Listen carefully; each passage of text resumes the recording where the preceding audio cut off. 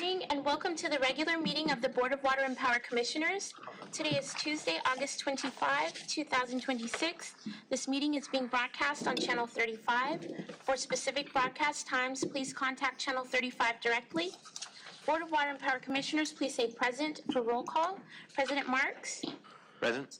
Vice President KATZ? Present. Commissioner Ortega? Present. Commissioner Pinder? Present. Commissioner TRAN? Present. 5 board members, a quorum is present. Mr. President? Thank you very much. Good morning, everybody. Good morning. Again, good morning, everybody. Good morning. Thank you very much. Appreciate that.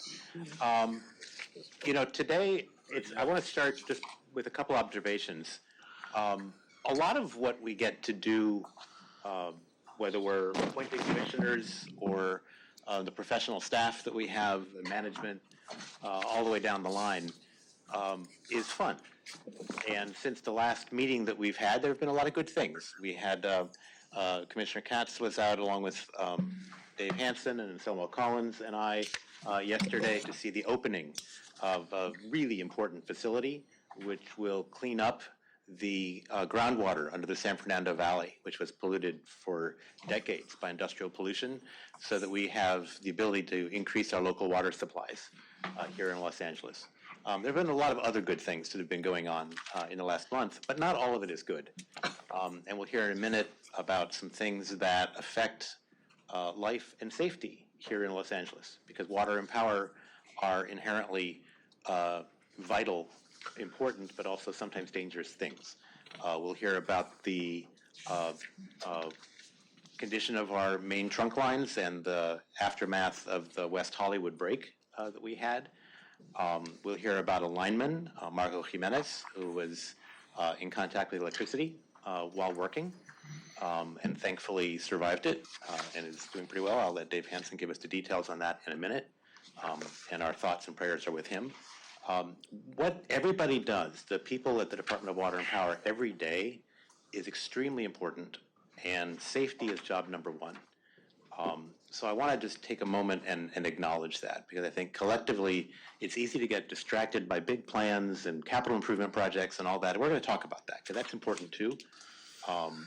But at the end of the day, people need water and power, and our employees need to make sure that everything is done properly and safely to try to make sure that we have a city that functions and that functions well for everybody who's in it. So on that sort of both upbeat and somber note, I want to put the importance of what we're about to do this morning in context. It's not pro forma, and we take it very seriously. I know every one of the commissioners does, as does management and the employees in the room. So thank you for that. With that, are there any other comments that any other commissioners want to make before we move on to the agenda items? I want to thank you for saying what you just did. It was actually quite a struggle for me to get here today. I'm pretty casual. I've just, for some reason, I have an old home, so it doesn't have AC. So I've been just ducking into any little air-conditioned place I could be. So I said, no suit today for me. I'm going to be as casual as I can.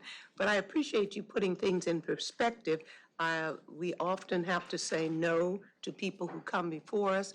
I don't know if they really realize that the thought we have given, whether we say yes or no or maybe, but all of it is directed to trying to make the system better, etc. And serving under you really lifts all of us. Like they say, what do they say? A rising water lifts all boats.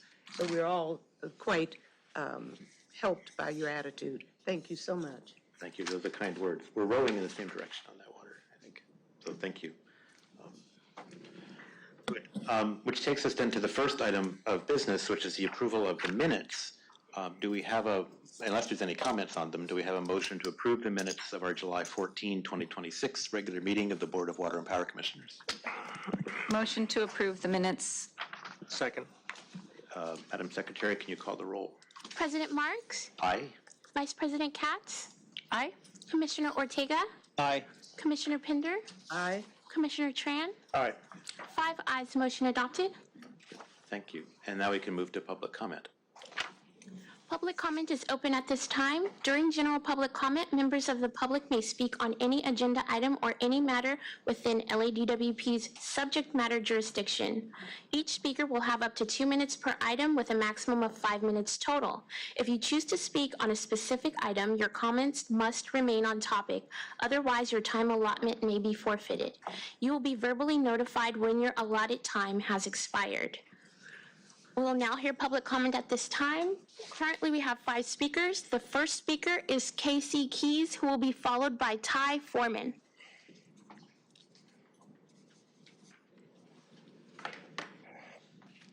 Good morning, Commissioners. Morning. Can you hear me okay? Yes, just fine. Thank you for having me. My name is Casey Keys, and I'm the founder of Praxis Development Group. We're a community-based development company developing mixed-income housing at 54th and Crenshaw. We're not here to complain. DWP staff has been responsive and helpful. We're here asking for help. For context, we're building 48 quality family-sized mixed-income apartment homes. The project is Black, woman, and locally owned. And city and metro and DWP fees are running 200% over our projected budget. With currently published timelines, the building will be complete by early December, but for water and power. Any delay past December costs us about $90,000 a month, and we simply do not have it. We have 2 specific asks. For water, please help us get to issuance of our U permit and compress the time between U permit and water connection. And for power, please allow us to schedule our line crews and pull lines and set the transformer on a parallel path versus sequential. This one change, a parallel path, will save us weeks or months. So we're here asking humbly, in fact, begging for your help. Allow us to get across the finish line and provide 48 new homes for families along the K line on the Crenshaw corridor. I submitted a packet with more information, and we're here to, we're just here to ask for help. You do. Yeah. Dave? Jason and Anselmo, can you have staff connect with her? I see Mr. Wilbur and Mr. Gonzalez just walked in. Perfect timing. So, and there's Emil. You were hiding in the back. Can we have water and power staff meet with her right away? Absolutely. As a matter of fact, my water distribution folks are here, so they can have a conversation, get the information on the water service needs. Cool. All right, very good. And Thank you. Emil's Thank back you there, very so Emil, much. if you could support. Answer all of the Thank you. questions. They're Thank you. Johnny on the spot. Thank you so much. Thank you. The next speaker is Ty Foreman, who will be followed by Sal Zambrano.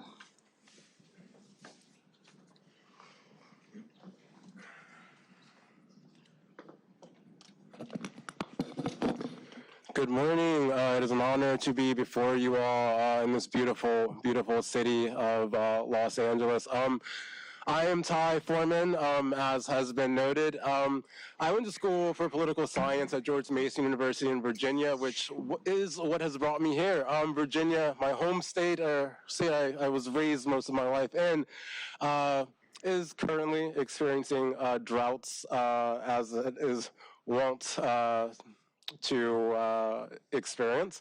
And I really, after spending about 2 years in Los Angeles, want to connect and try and coordinate with the amazing and extensive water infrastructure that Los Angeles is host to, and hopeful development with Richmond area, Department of Environmental Quality of Virginia, and hopeful show of the strength of the nation, of cooperation and coordination, and those things that bind us, whether we are at home or states away, and what can be a great platform for a focus on the spectrum, the ladder, the intricacies, the delicacies of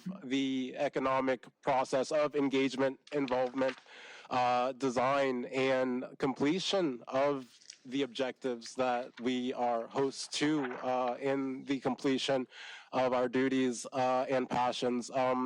I really take nod to what the president said in terms of safety and wish well and the best for those crews. Thank you all so much, and I look forward to hopefully being able to work with you. God bless. Thank you, Mr. Roll. Thank you. The next speaker is Sal Zambrano, who will be followed by Ian Schleifer. Good morning, Commissioners, and thank you for your time this morning. I am Sal Zambrano, Assistant Chief Harbor Engineer at the Port of Los Angeles, or POLA, and I speak on behalf of POLA in support of approving item number 15, approval of Memorandum of Understanding with Los Angeles Harbor Department for the Zero Emissions Port Electrification and Operations Project, or the ZIPIO MOU. Approval of the ZIPIO MOU supports our San Pedro Bay Clean Air Action Plan goal to convert all container handling equipment to zero emission. It facilitates the fulfillment of our AQMD cooperative agreement for container terminal cargo handling equipment.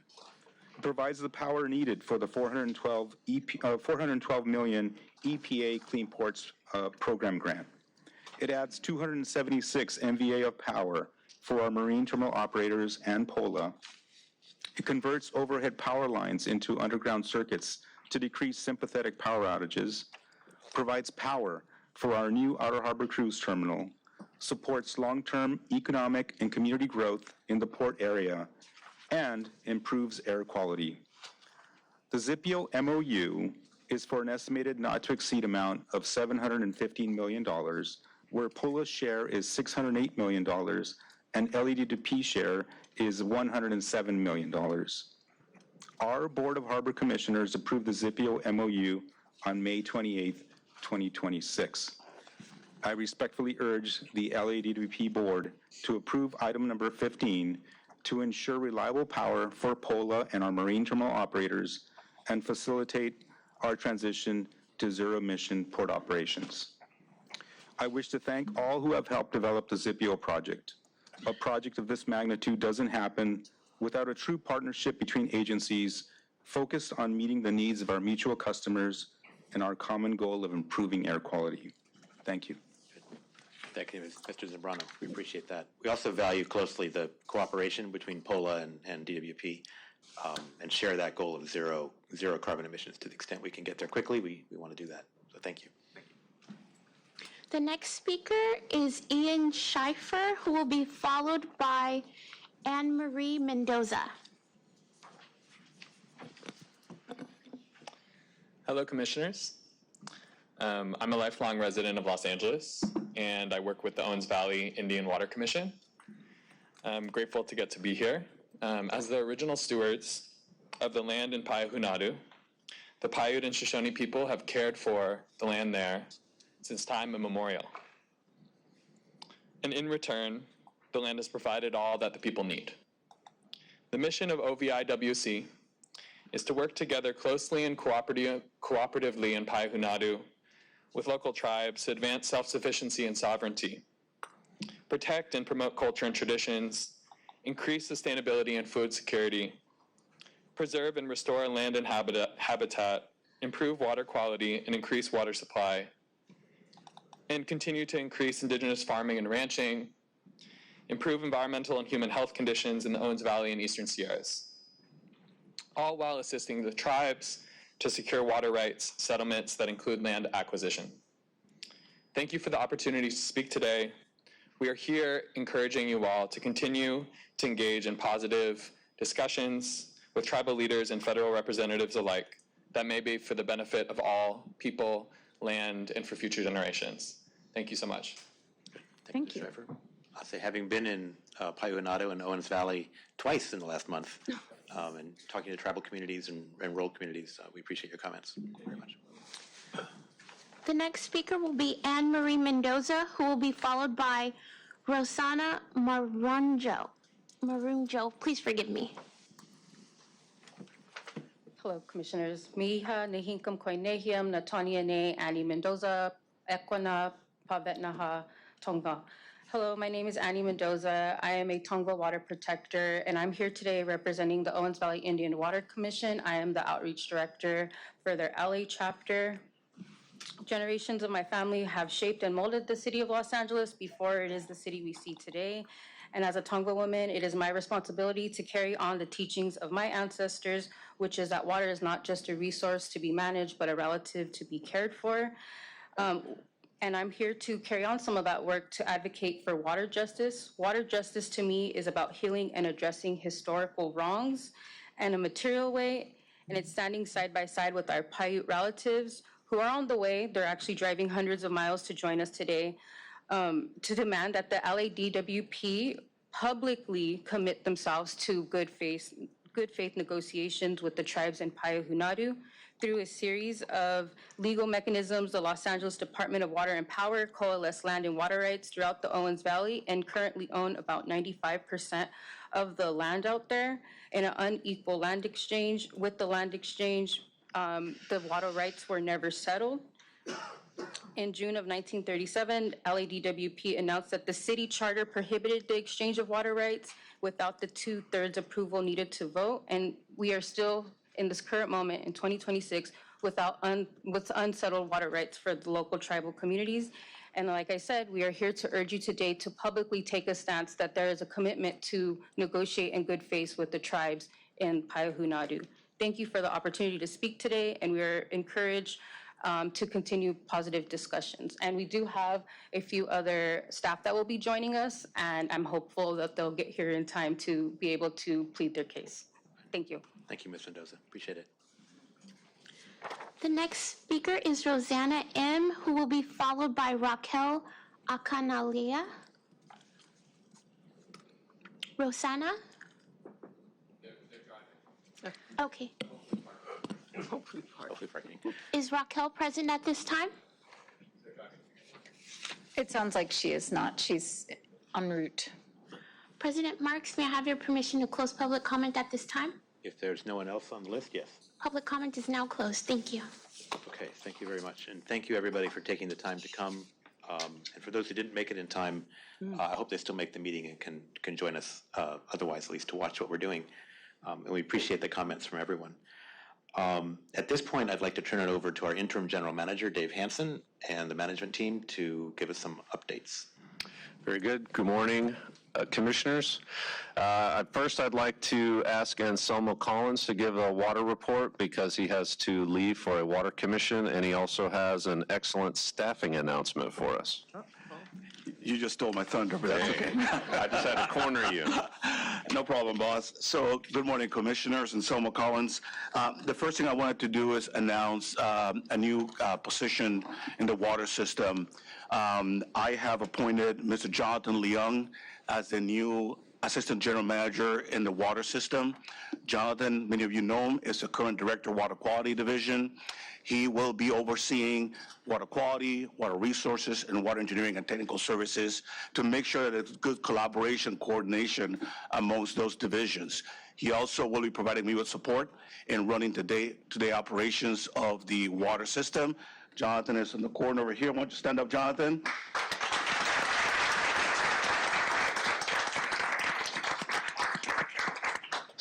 Jonathan has been with the department for over 35 years, so he's like me. We've been here for a bit. And he's had a lot of different experiences here, not just in the water system. He also spent some time in the power system and in the general manager's office. So all that experience from those different diverse experiences he's going to bring to this job. So I'm looking forward to having him support me and the rest of the water system. He holds a bachelor's degree in engineering from Stanford and a master's degree from USC. So I think he's really well qualified, and I think that he'll do an excellent job. As a matter of fact, he gets to start his job today. As Dave mentioned, I do need to excuse myself a little early today. I've been appointed to the California Water Plan Advisory Committee. We have a meeting today, so I need to head over to that meeting, but I'm leaving you in really capable hands with Jonathan. Thank you. Thank you. All right, and a couple other updates that I wanted to provide. On the 21st of this month, a few days ago, it was announced that the Bureau of Reclamation basically finalized the operating plans for the Colorado River for 2027 and 2028. So this is once again by Bureau of Reclamation under the Department of Interior. The main thing is that this is a 2-year operating plan on a 10-year, framework that they actually adopted. The bottom line, what does it mean to Southern California? Well, for the lower basin states, we're talking about California, Nevada, and Arizona, the plan calls for a reduction of 1.25 million acre-feet each year, each one of these 2 years. Arizona will have to cut 760,000 acre-feet, California, 440,000 acre-feet, and Nevada, 50,000 acre-feet. We will provide more details at a future meeting, but I wanted to make sure that that information, since it's getting out, that you're aware that we are tracking it and seeing what the impact is to us. I think I mentioned on previous occasions that we get a small amount of water from the Colorado River. Most of the water we purchase from the Metropolitan Water District is from the State Water Project. But it's still very important, especially when you have droughts, is having that flexibility to get water from various sources. So we are tracking this very closely, but I wanted to at least let you know for now that we're looking at it, and we can provide more details if you so desire. The board president mentioned the event we had yesterday. We had a nice ribbon cutting to celebrate the completion of 2 very important projects, North Hollywood West and North Hollywood Central groundwater remediation facilities. These projects been in the works for a couple of years, and what they're going to do is clean up the San Fernando groundwater basin. There is a 3rd project that is still finalizing, which is called the Tujunga groundwater remediation facilities. But these 2 that have been done already, the reason why they're important is because it's going to help us start removing the plume of contaminants from the San Fernando basin. As you know, we have very significant plans to use the groundwater basin to store not just water that we capture from the storm, as well as recycled water. We're currently in construction at our Donald C. Tillman Water Reclamation Plant. When it's completed, it'll start out with 25 million gallons per day of recycled water to recharge the basin, and we're going to bump it up to 45 million gallons per day. So having a clean groundwater basin is extremely significant to us. The other part of this that's very significant too is that for the 3 projects, which is a total investment of nearly $700 million, we received in grant funding from the state $308 million. That just speaks to the significance of this particular program and the support that we got financially from the state. As a result of that, at yesterday's event, we had the mayor, we also had the board president, board vice president, Dave was there, but we also had Joaquin Esquivel, who's the chair of the state board, and we also had David Nahai, who is the chair of the LA Regional Water Quality Control Board. I thought it was a great event. I'm hoping to have just as good or just as big of a celebration next year when we complete the Tujunga groundwater remediation facility. So it was a great event all around. And then lastly, I wanted to also let you know that last Friday, we restarted our recycled water fill stations. So every summer, we actually provide free recycled water to our customers. All they have to do is bring a container. We have 2 locations. One is at the LA Glendale Water Reclamation Plant. The other one is at Delano Park. You can get up to 300 gallons of recycled water that you can use to irrigate your plants. Last year, it was extremely popular. I think we provided around 35,000 gallons of water to Angelinos that they could use to irrigate their plants. All that they have to do is they need to come to the locations with their LADWP bill, an ID in a watertight container, and my staff will go ahead and fill the containers for them, and they can come once a day and get water for their plants, especially in the next couple of days where the valley is supposed to be triple digits and LA also getting close to triple digits. Making sure the plants have the water they need is important, and what better source than recycled water. And that's the end of my report. Thank you.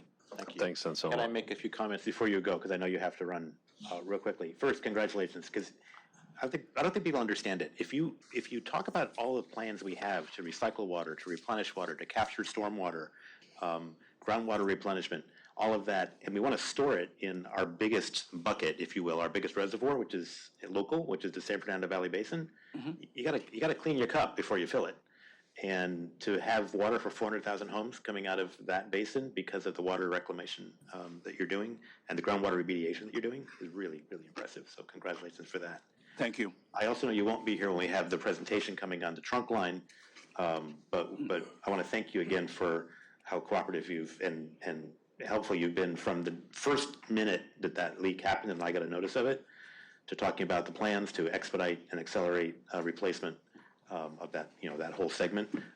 Really impressed with your work, so thank you. Thank you, Board President. I will say I want to thank my staff who has done an excellent job in responding to this and other emergencies, but also to the rest of the department that's been supportive. It's not a water system emergency. It was a department emergency, and everybody dropped what they were doing and provided us with excellent support. If it wasn't for that, I don't think the level of response would have been near what it was. So I really want to thank him for all the great work. Today, you're going to hear from a couple of my directors, as well as the Office of Emergency Management.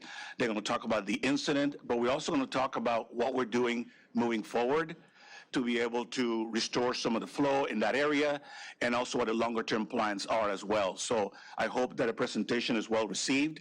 I'm sure you'll have some questions. We'll be more than happy to continue to keep you informed, but it's all hands on deck on this one. Good. And you mentioned the U.S. Bureau of Reclamation.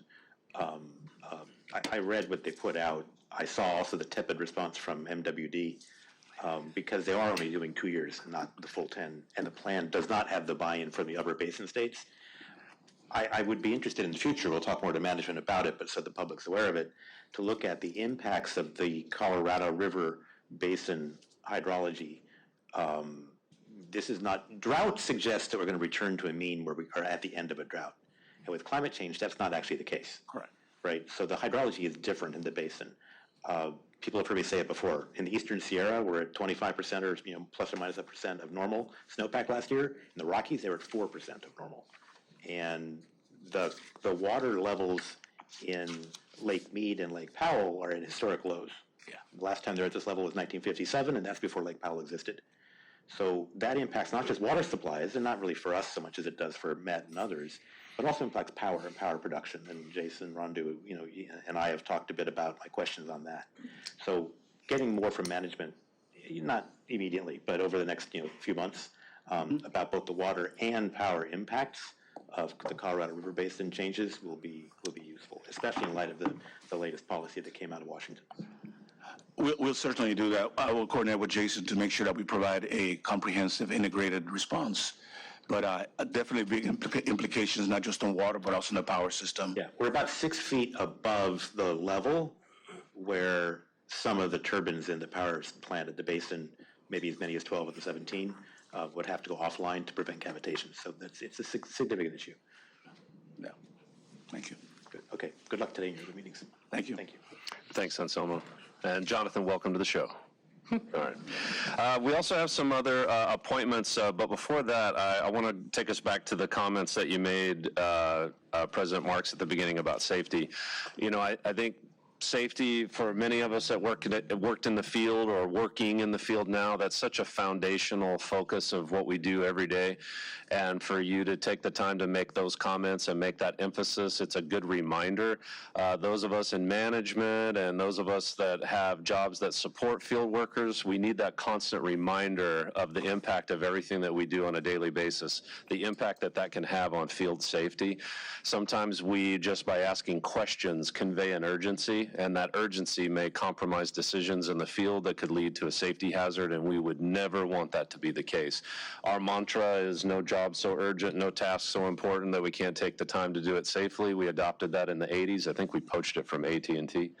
But that's been our mantra for many, many years when we set up the power system safety team and then the water system safety team and some of the other corporate health and safety initiatives that our Chief Safety Officer, Dan Ashelman's working on. So thank you for those comments. And as you'll see with the update from Jason Rondu, we dodged a good bullet on this one. Yeah, Dave, also let me, on a positive note, we had the employee town hall last week where, thank you for inviting me. It was a pleasure to be there.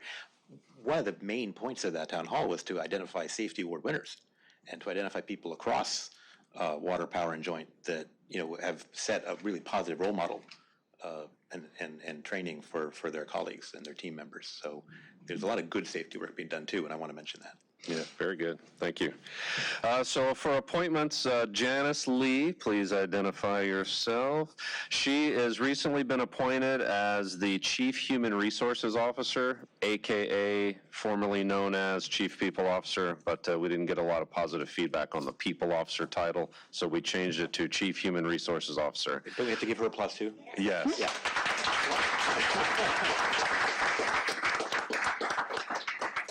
So Janice most recently served as a Utility Administrator 5 in the power system, and she brings over 24 years of city service. She's equipped with a broad understanding of LADVP's operations and experience in workforce administration, organizational coordination, and cross-functional collaboration. Wow. She is our leader for human resources that we need at this time. So thank you, Janice, for taking that appointment.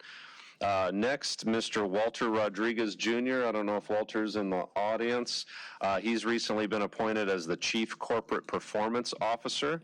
Applause for Walter. He most recently led the newly established Power System Executive Leadership Development Program Office, and he has over 38 years dedicated to DWP. Before that, he served as the long-term director of power transmission and distribution and holds a journeyman lineman ticket card. Just ask him. He loves to talk about it. Also, I'll pass it to Jason at this time for a discussion on pre-engineered design templates for the construction standards. Jason. Thanks, Dave. So I've got a handful of updates related to Power Ready LA, which was a follow-on initiative from Executive Directive 19. We had initially targeted this board meeting for a filed quantitative report on stats. We do not have that ready, but I do have an update for you, and we will provide stats at the next board meeting. And our intent is to, consistent with the board direction, file that on a monthly basis going forward. We did unveil a handful of very significant changes to our new business process. The first and probably the most impactful for multifamily developers and commercial developers is changes to our staging requirements. So many folks here understand that we have previously required approximately 20-foot by 30-foot staging area, which is in some of the most expensive real estate in the world, very precious real estate, especially in a city where every housing unit matters quite a bit. So we've revised that significantly and given almost all of that development space back. We've also initiated standard design templates to avoid a lot of the back and forth. We've also initiated conditional meter spot process, which will cut off weeks of early stage development. We've also hired a significant number of electric service representatives, and we kicked off the training and the onboarding for them yesterday.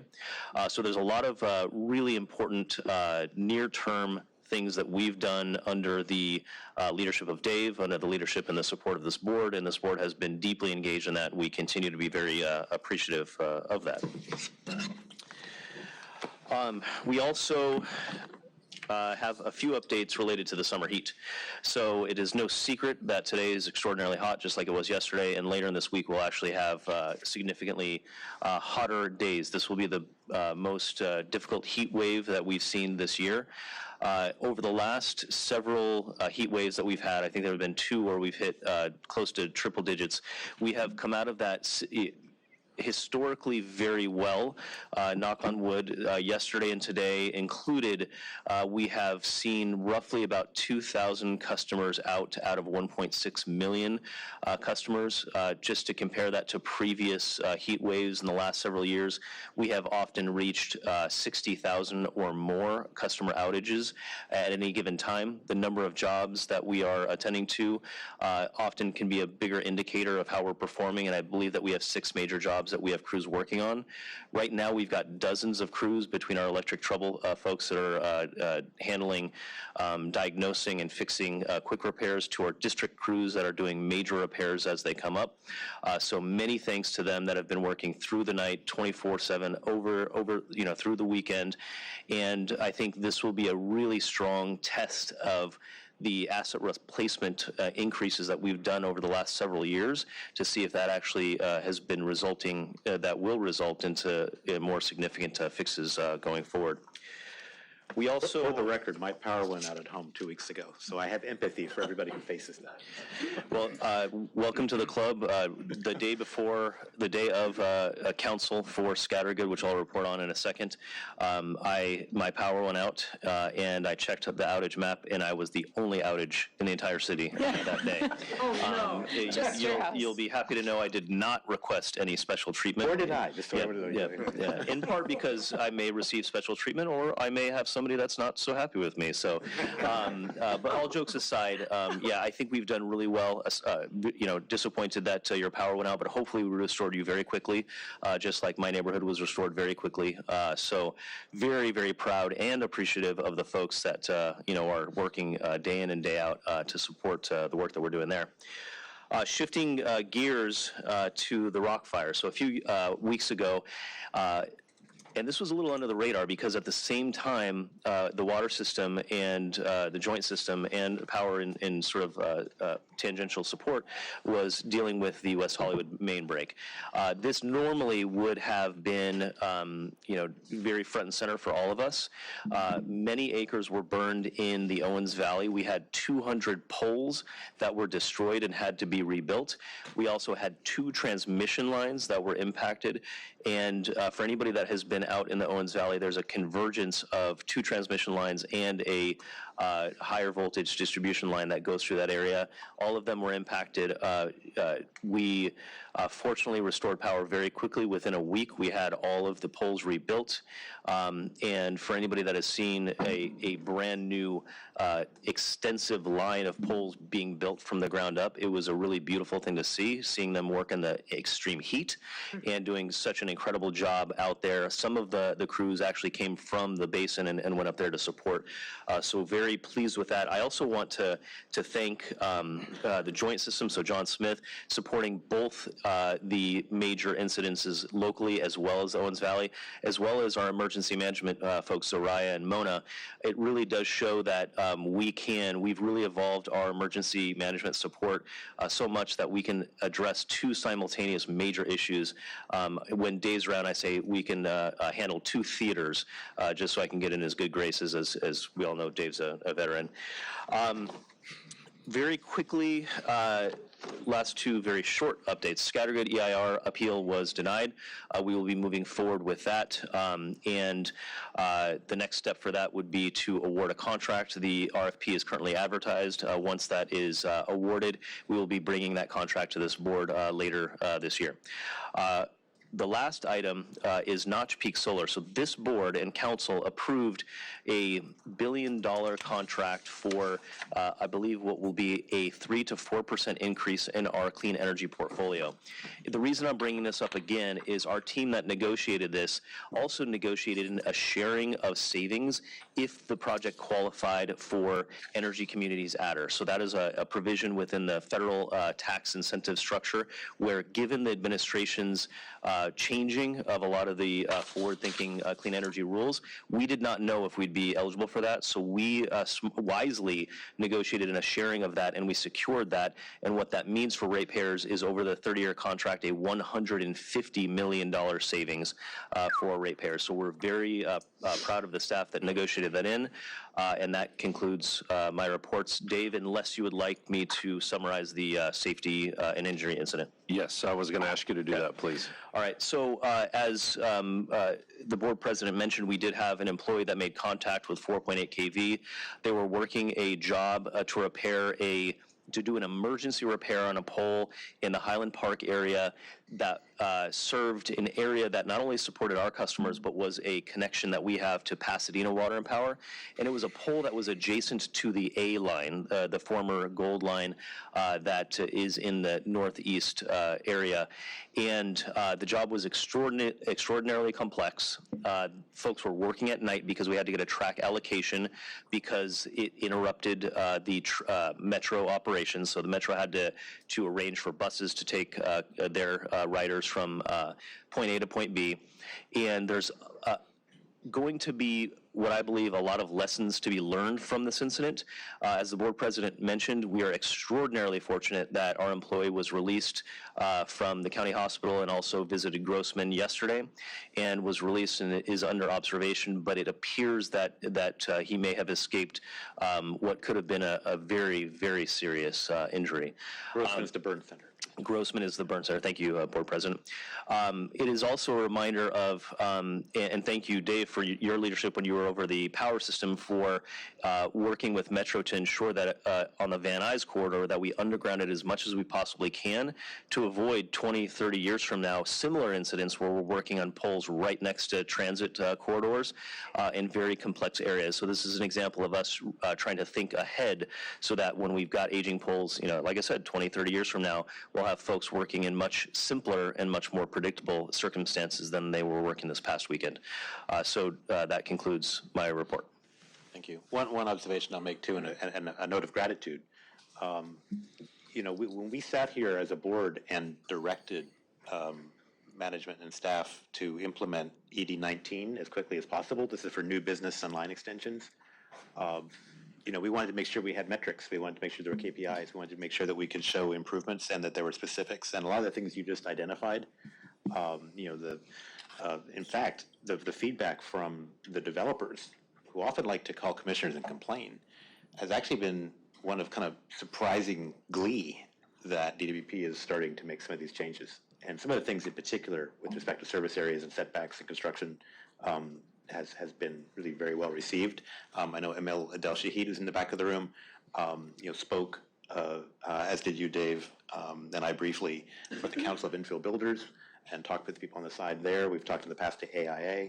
There's a lot of real progress that's being made. I do look forward to seeing the reports and the data and the metrics on how delays have been reduced, because even from the public comment this morning, we can see how there's always going to be work to do, especially for multifamily housing, which we so critically need in LA. But thank you for the work that's being done so far. Thank you. Thank you for the support. Yeah, it was great to see you at the Infill Summit. It was a good collaboration of the builders. We meet with LABC and the Power Ready workshop that Commissioner Tran co-hosts with Emil. It's good to connect with that group to hear what the issues are. Speaking of KPIs, we do have a weekly meeting on the new business, and what we're seeing right now is out of all the 12,000 projects that are currently classified as active projects, 70% of them are late. Only 30% are on time, and of that 30, we may have a certain percentage we're still trying to get our heads wrapped around that are slipping and could be late. So we felt that it was very important to identify how bad the situation is right now, be honest and transparent with the builder community so that we can all work together to improve this KPI as we look at it. Because it's all about communication. We can't be everywhere and we can't do everything, but we can communicate. So that's the biggest improvement that we're really making so far. So, and the team has been doing a great job. There's hardworking field folks, hardworking engineers, and just being able to wrap our heads around the data and actually be able to share some real, actual information instead of anecdotal stories. It really helps the situation. So, Thank you. Also for, let's see, this month, for August is the National Emergency Management Awareness Month, Zoraya and Mona's favorite month. This August, LADWP joins others across the country in recognizing National Emergency Awareness Month. We all know firsthand how crucial it is to keep ourselves prepared so that we can respond effectively when a crisis strikes. This month honors the dedicated professionals, critical infrastructure partners, and agencies that work together to prepare for, respond to, recover from, and mitigate the impacts of disasters. In honor of this month, the Office of Emergency Management offered multiple sessions of incident command system training to employees. Thank you to each person who got involved and took the time to take this training. This preparation allows us to hone our skills and processes even more so we're ready when the unexpected strikes. Like Jason said, we were in the full incident command at our new fabulous center, which we will be doing a ribbon cutting ceremony at the end of September. We were there for the West Hollywood trunk line incident, and in the middle of that, the rock fire started. And it's just one more incident that we're able to manage because of this amazing system that we set up and the support across the department. We've always done an excellent job operationally responding to urgencies. What we haven't done well is collaborate internally for support. And when we saw during the Palisades, when you're in incident command for 21 days in a row, that starts to place a strain on everything. So it's so important that we have this unified command. So thank you to Mona and Zariah.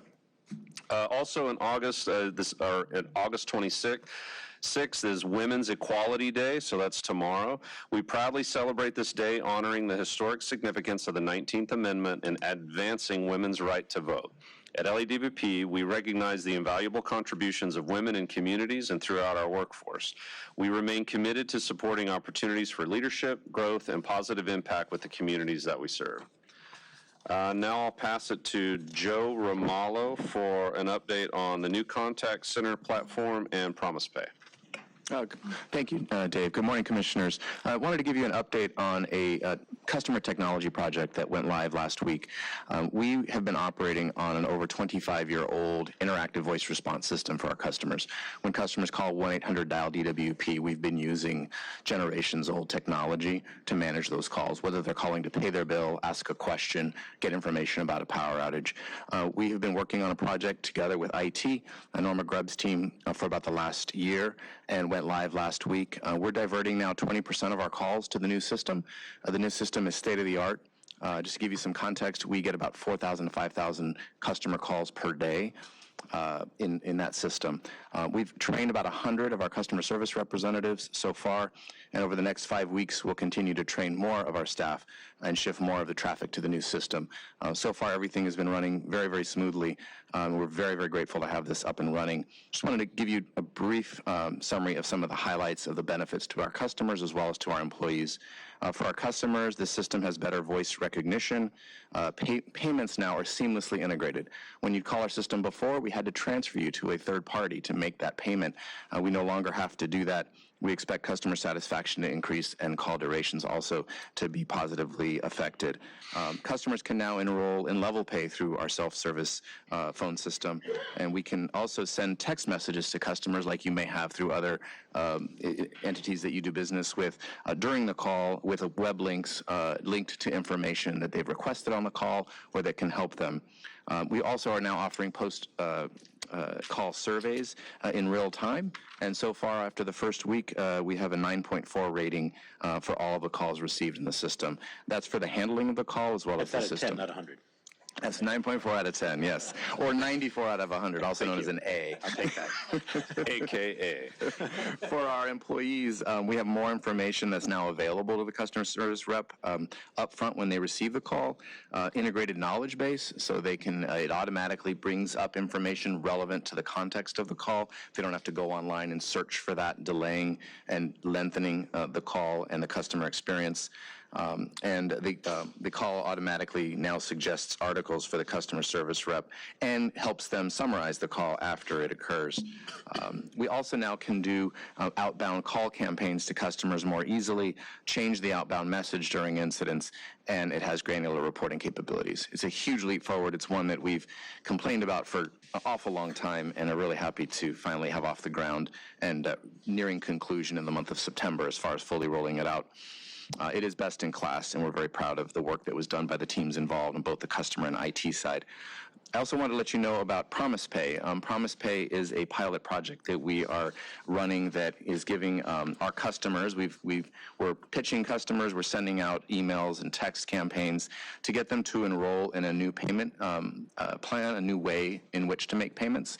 It's text enabled. If you've used other services that allow you to set it and forget it in paying a bill, you can lay out your amount that you have in arrears, commit to a payment plan over the next 12 months, and it automatically processes those payments over time. Our billing system is one that is like a super tanker. So having these plugins to it that we've programmed into the system that make it a lot easier and a lot more customer friendly, we're trying to obviously make progress on our arrears, and part of that is a technology solution. Promise Pay gives us the ability to do that. So far, we've had about over 1,250 customers sign up for it. Our goal is 5,000 over the next 8 weeks to enroll them, and we've received over $1.5 million in promised payments payments through that method from customers who thus far had not been keeping up on their bills. So we're encouraged by the progress, and we'll continue to monitor and report it to you. That's all I have today, Dave. Thank you. Thanks, Joe. I want to say, too, that it's just an observation. Things like that make it easier for us to manage our accounts. It also makes it easier for our customers and gives them control over how they do that. So thank you. Yes. I just want to take a second to thank you, Joe, to your team and your leadership. When we're going through an incident command, it's so refreshing to have the comms team sitting right there next to us, speaking to us very frankly. Sometimes people give us a polished version of what we may want to hear, not your team. They tell us, don't say that. Here's what you say. Here's how you answer that question. They send us out to the field. We have our talking points ready. We're able to field these questions real time. It's really a vital part of what we do during incident command is your communications team.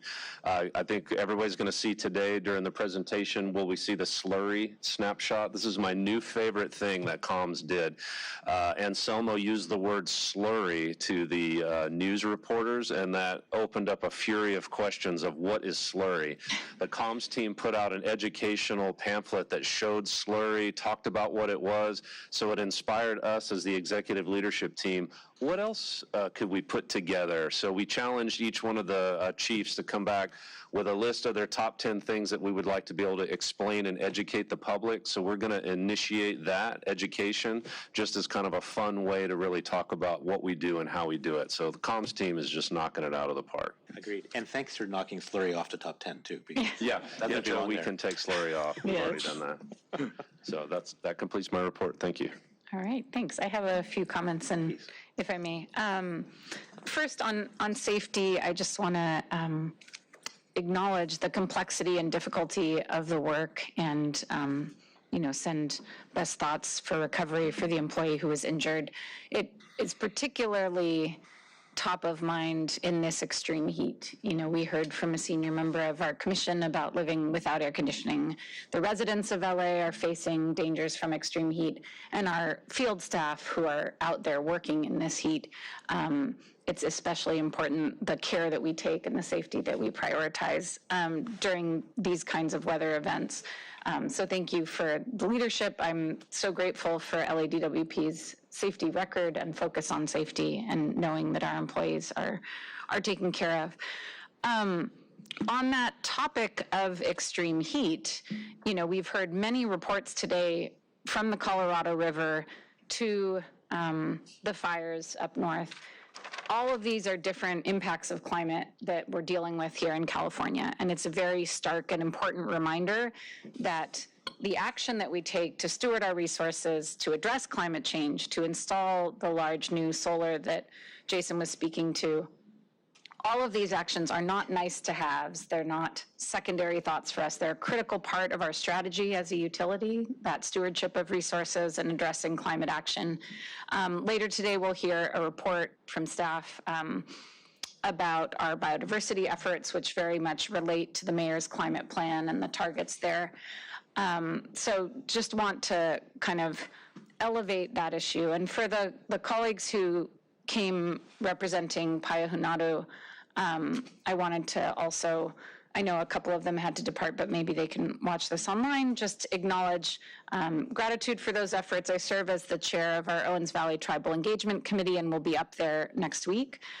So for anyone who traveled but did not get to speak, I would very much welcome written comments at any time. My email is commissionerkatz@ladwp.com. And for future board meetings, if people are unable to travel, we do have e-comments that go to the whole board, and we really do read them and we really do receive them. So would encourage people to feel, welcomed to submit comments in that way as well.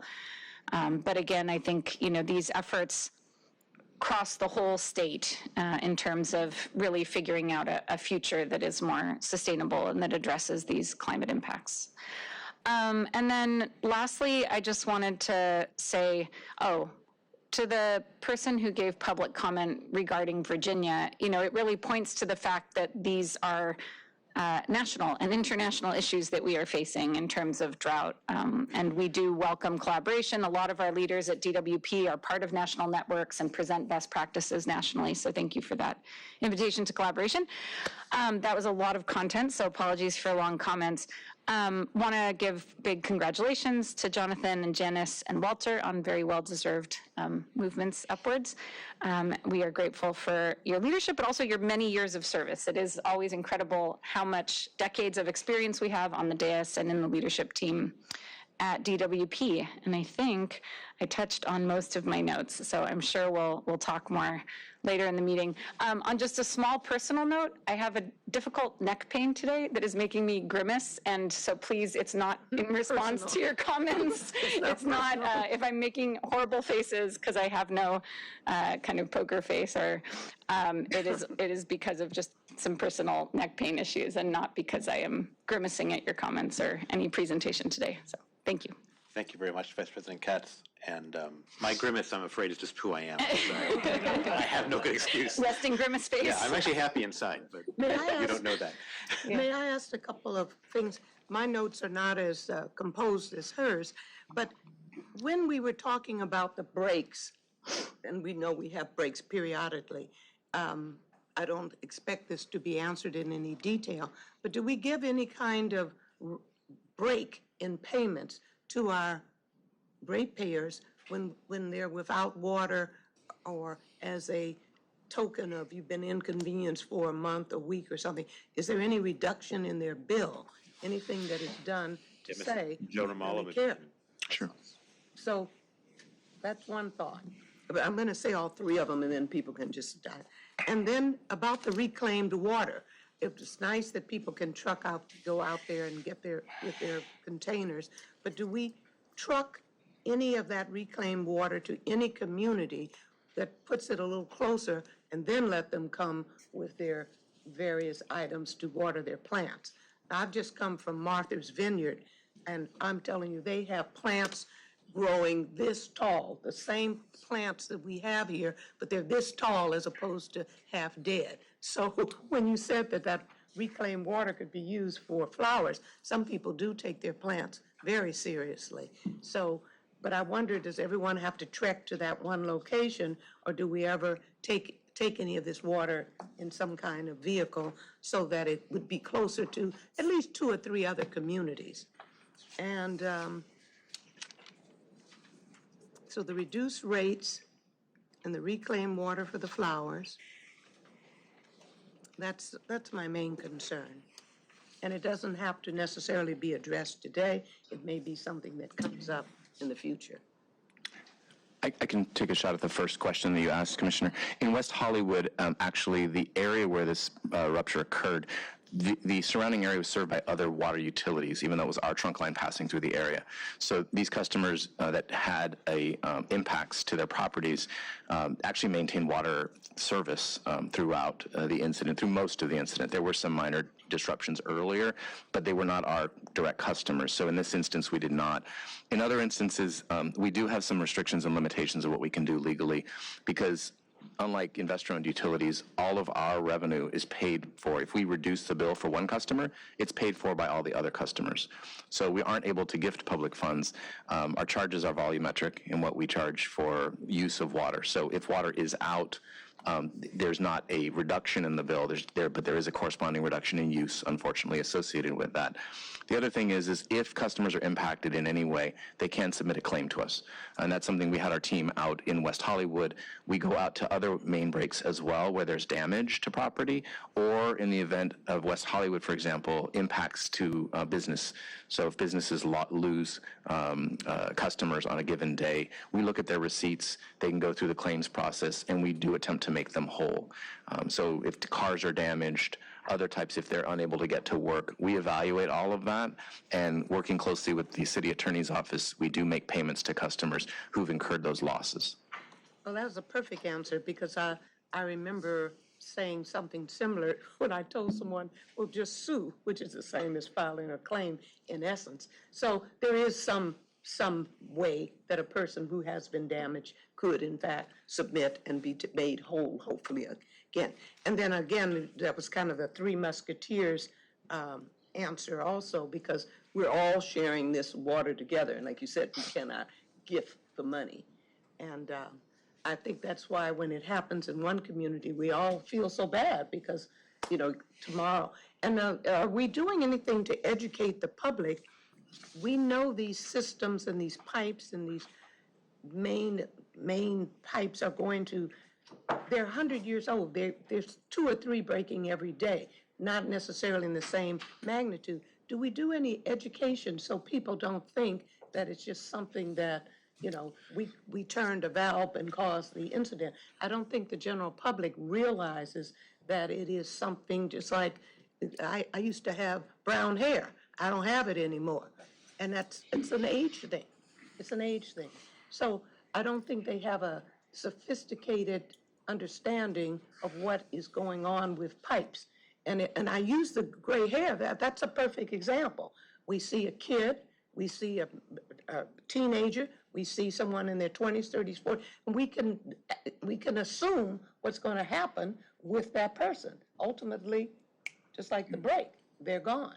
So I don't think we're doing too good a job with the public, because I hear what's said on, you know, on the news when people are standing there. I'm not saying they're going to say, oh, well, it's a 100-year pipe, this happened. But they just don't seem to understand that it's not us doing something, releasing too much water, and that caused it. They don't seem to understand the ageism of pipes. So just like we teach kids in school, the trees die, this happens, that happens. We're not teaching them at all about this major thing that affects their lives. I think that's really what's got us thinking about the education component of what we're talking about doing through the communications department, is because people don't necessarily, we're a victim of our own success. The water flows, the lights turn on, and people don't necessarily want to be bothered with the details. So we want to take these opportunities to educate and showcase the amazing work that our men and women that work at the department contribute to. It affects all of our lives, and the comms teams does such a great job of educating when we're in the middle of an incident. It's an opportunity to meet right there on the job site, speak to the public, speak to the news crews right in front of a job site that's related to what we're talking about. One of the ideas that Anselmo has is like an animation that shows the different depths that you'd be going down for main line versus trunk line, and we were kind of tossing around an idea with maybe some dinosaur bones in the animation to really impact, like, this is how deep we have to go for trunk line. So we're excited about that, and the comms team does a really good job with education. Please don't put dinosaur bones, because if you're doing archaeological work on construction, you'll have to stop. The biologists will come in, the archaeologists will come in. Well, Joe, please remind me to do CEQA on our animation. But seriously, the point's well taken. I want to thank you too, Commissioner Pinder, for that. I think, you know, it's interesting to me, as I'm coming up the learning curve. That's right. Now, Absolutely. a little over 8 months into this role, I think in the education, there's 2 different levels that people might be interested in or benefit from learning in the general public. A lot of this is technical, and a lot of it's complicated, and it's not a matter of, you know, glossing over that. One is there are specific facilities or assets, like there's a pipe, there's a dam, there's a power pole, the power plant, right? The other one is the systems, like how those fit together, the journey of the water drop from Lee Vining into the cup, right? How does that happen? And all these things that fit together in the power side. You know, we have generation, we have transmission, we have distribution, and it's a seamless web. And I think understanding both those things would be kind of useful to folks. And just to add, one of the techniques we've been using, in addition to this time with West Hollywood being having substantive information available quickly to our spokespersons, to our general manager, to Anselmo, on the spot that day and the days after, that was good. But right now, to reach people and educate, especially because that mechanism is largely social, it's about attention. And so we have, one of the things we did, I want to highlight just briefly, is work with influencers on Instagram to get our message out. LA in a Minute, Evan has been great to partner with. We did that going back to Palisades and then the Granada Hills Hills, Porter Ranch water incident and this one as well. He reached out to us this time on West Hollywood. So we need others to help share that, and there are ways to do that, and our team is always looking at it because we know we can get the content together, and we've got a phenomenally talented team that puts together great content. The issue is distribution and reach right now, and reach is an attention, it's an algorithmic game that's being played on social, and we're working very hard to improve that.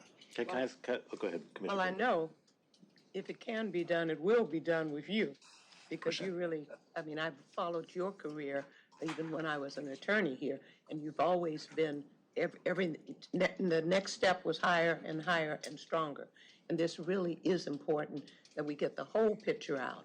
And the quicker we can let the public know, and then like you say, level it out so there's a continuum and we're not just doing it in an emergency. I really think in the long run, it helps the citizens. We're going to do our job whether they understand it or not, but it helps them feel more comfortable, more understanding of what is going on. I mean, they feel like these are eruptions or volcanoes or something as far as they're concerned. It's like people running from the dinosaurs, as you were mentioning the bones. Which you should do if there's one. Oh, stop it. So I'm just very glad that you are on top of it because I know your work ethic and I know it will get done. Thank you. Also, because Commissioner Pinder, you're really raising an important point, and Joe, your answer about influencers makes me. Wow. So the break was on a Thursday, like early morning after midnight, right? So Thursday morning.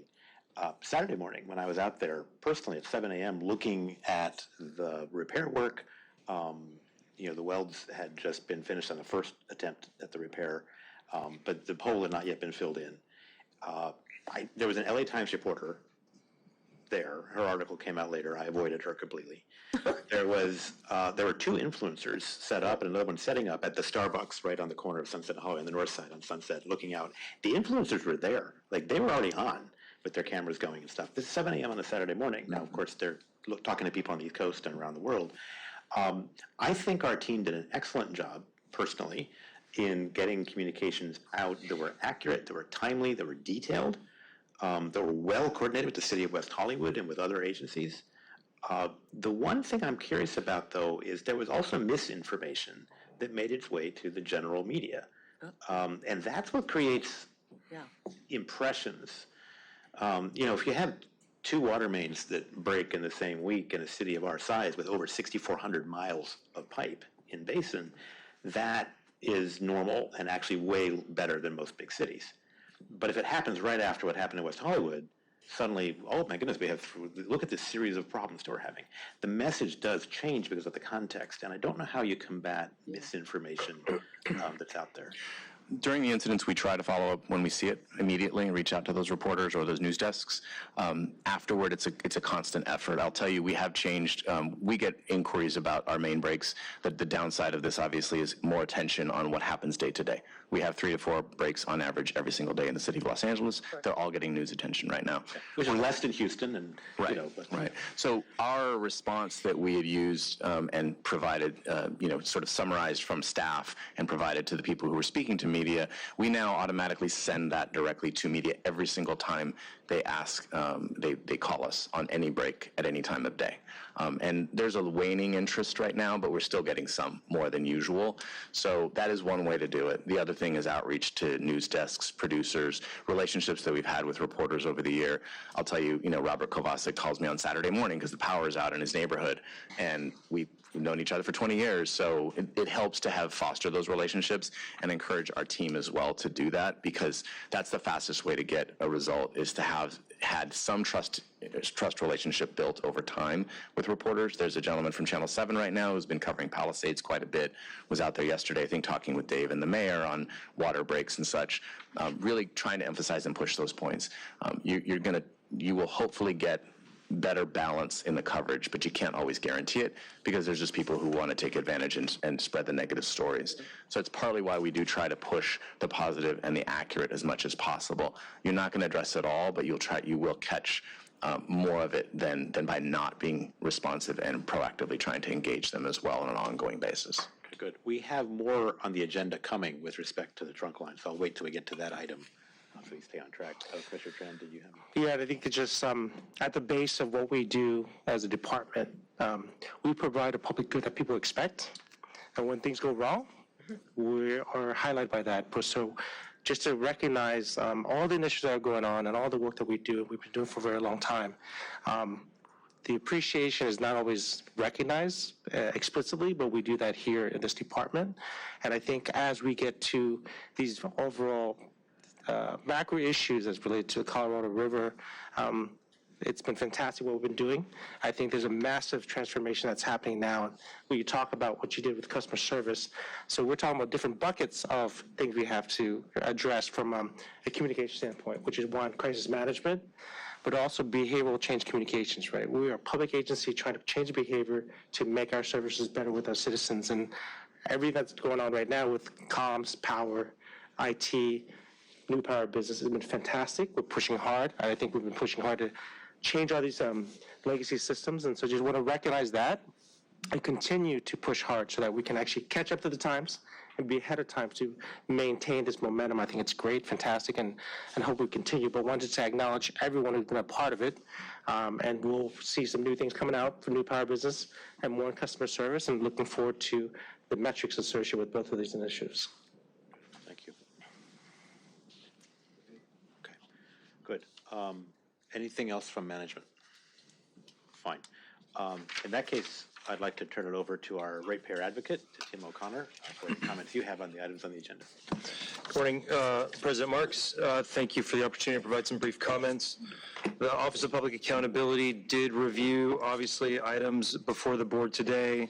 We provide written comments on item 3, which is around the Easy Save program, item 6, which is around the proposed JSERA contract for wildfire advisory services, and item 15 on the zero emissions port electrification project. We've also reviewed documentation for items for approval 2, 8 through 10, and 17. Finding each of these items to be reasonable, we have no objections to their passage.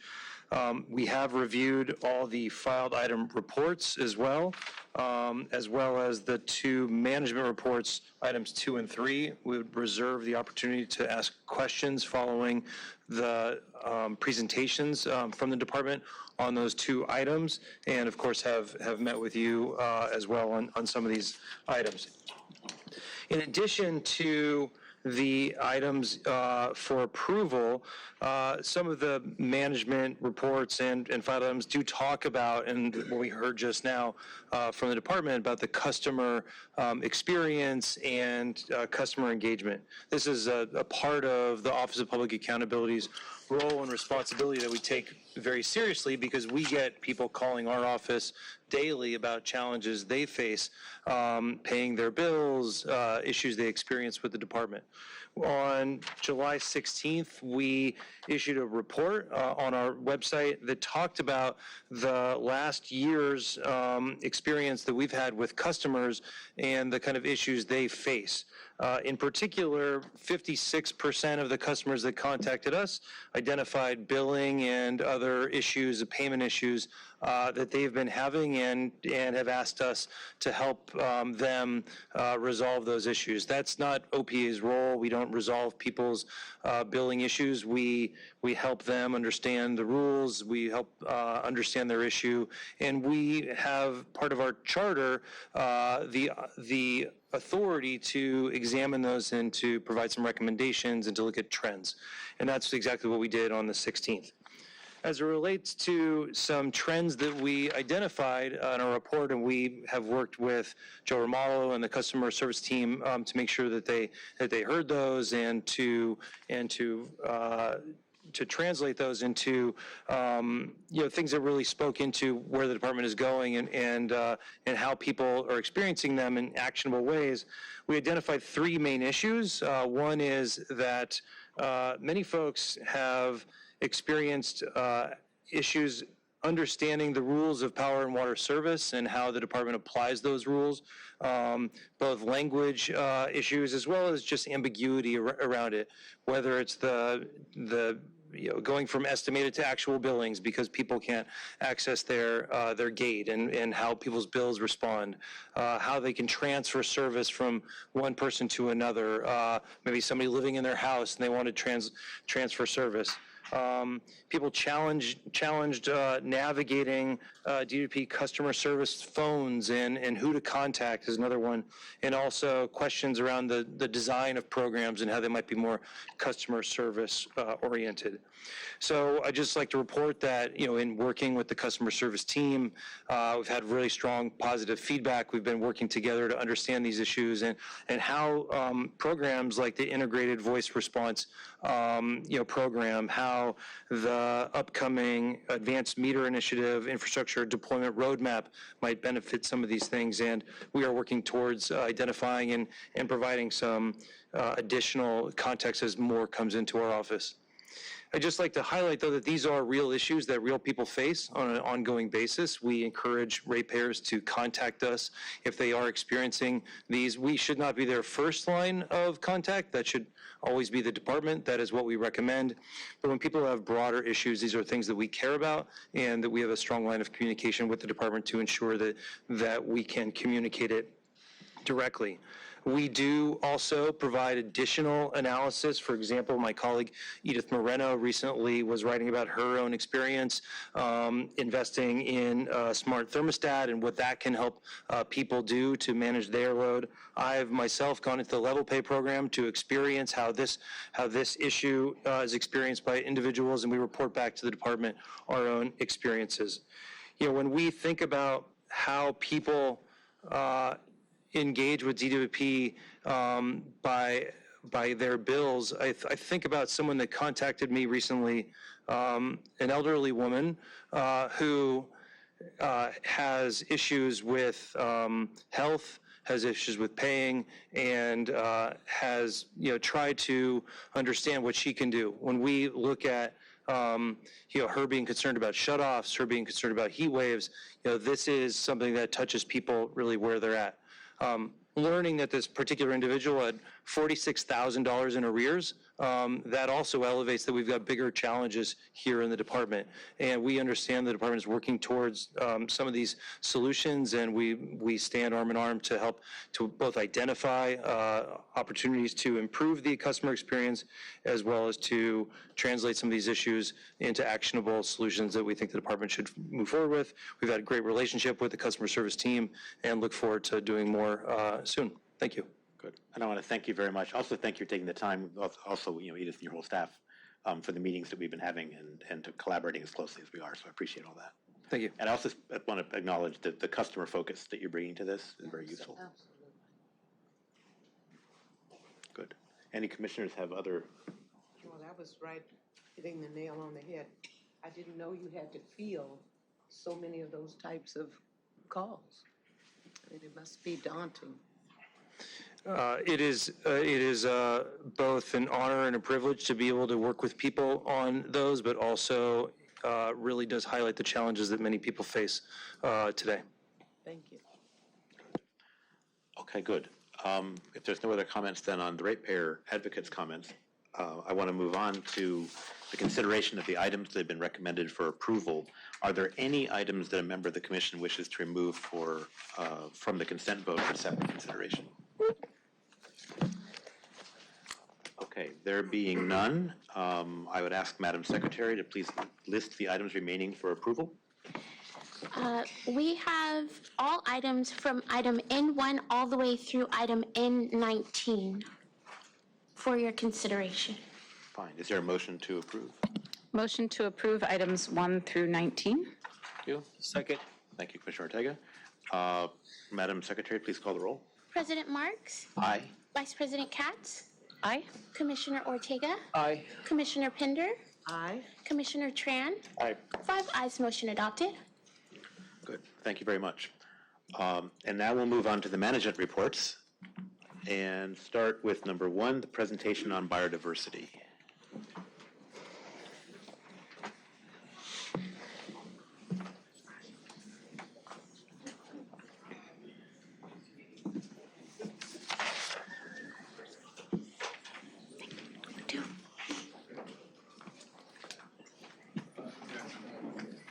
Morning. Go next. Hold on. He's saying stop.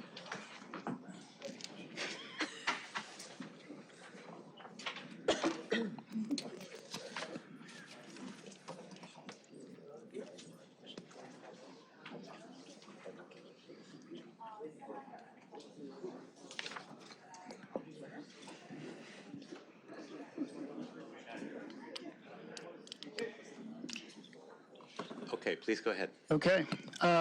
Good morning, commissioners. Thanks for having us.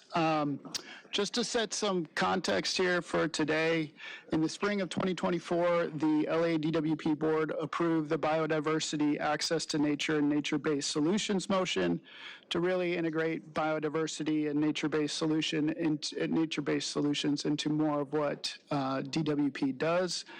It also requires DWP to provide the board an update on our activities in this area, and that's why we're here today. I'm Fernando Valero, Executive Director of Strategic Issues in the Office of Strategy and Sustainability, and I'm joined by my two colleagues, Lori Dermody, Sustainability Manager, and Edna Chavez Acosta, Environmental Specialist.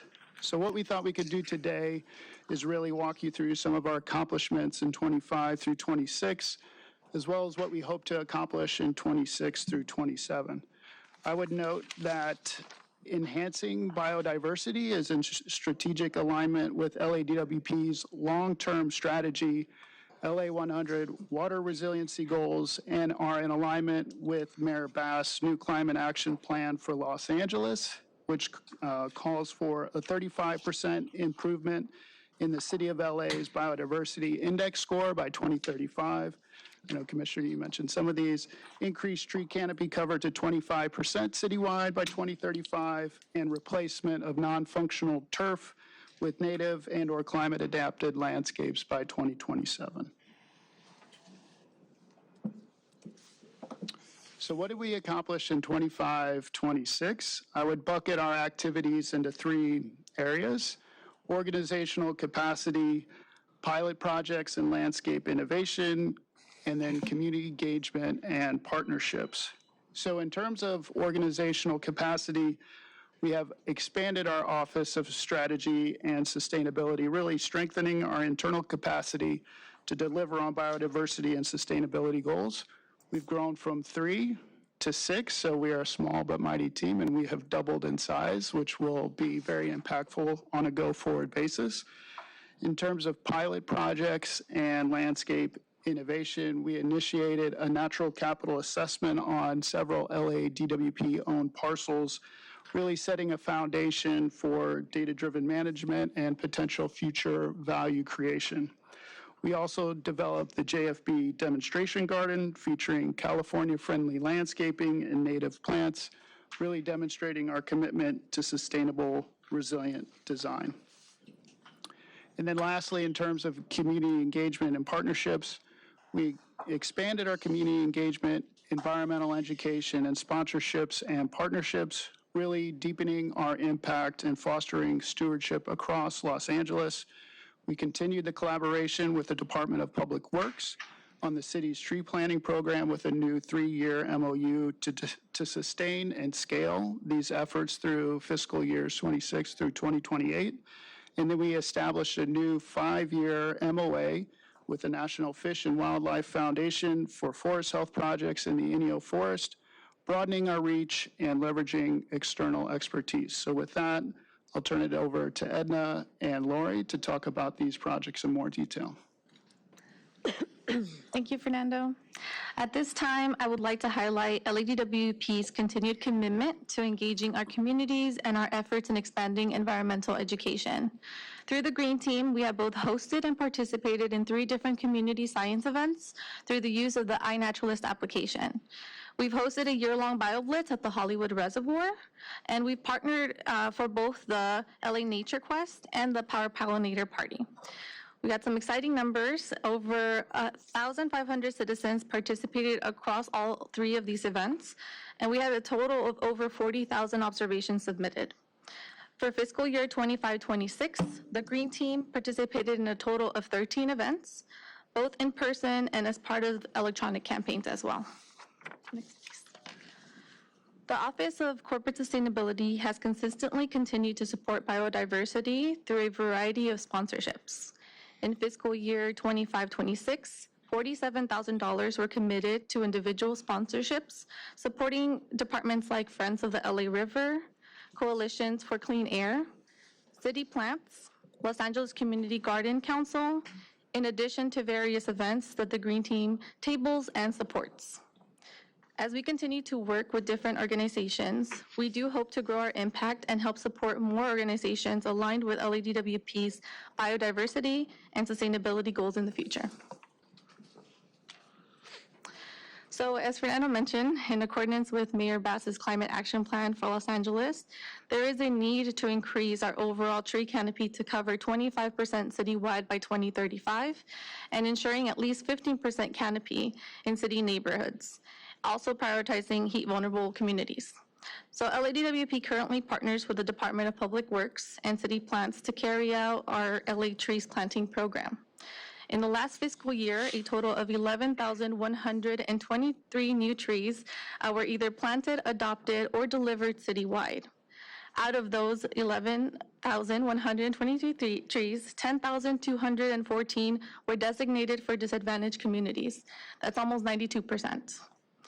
So our community has been a big focus. There's a total of 119 community events that City Plants has participated in, and out of those 119 community events, 105 were in disadvantaged communities. So as previously mentioned by Fernando as well, the LADWP and the Department of Public Works have recently finalized a new 3-year MOU to continue these efforts in the upcoming fiscal years. This will allow the program to continue to battle the urban heat island effect and promote well-being for people and nature, especially right now that we're experiencing this heat wave.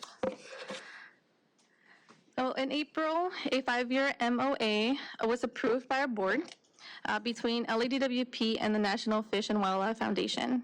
So this MOA will support the Eastern Sierra Climate and Communities Resilience Project and improve forest health. This will enhance forest carbon capture and protect LADWP infrastructure in the Eastern Sierras.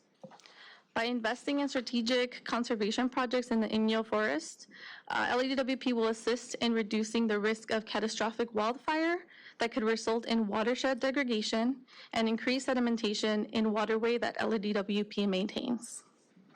And with this, I will pass it on to Lori. Okay, thank you, Edna. As you can see, we are investing heavily in community engagement, sponsorships, and several impactful partnerships at local, regional, and national scales.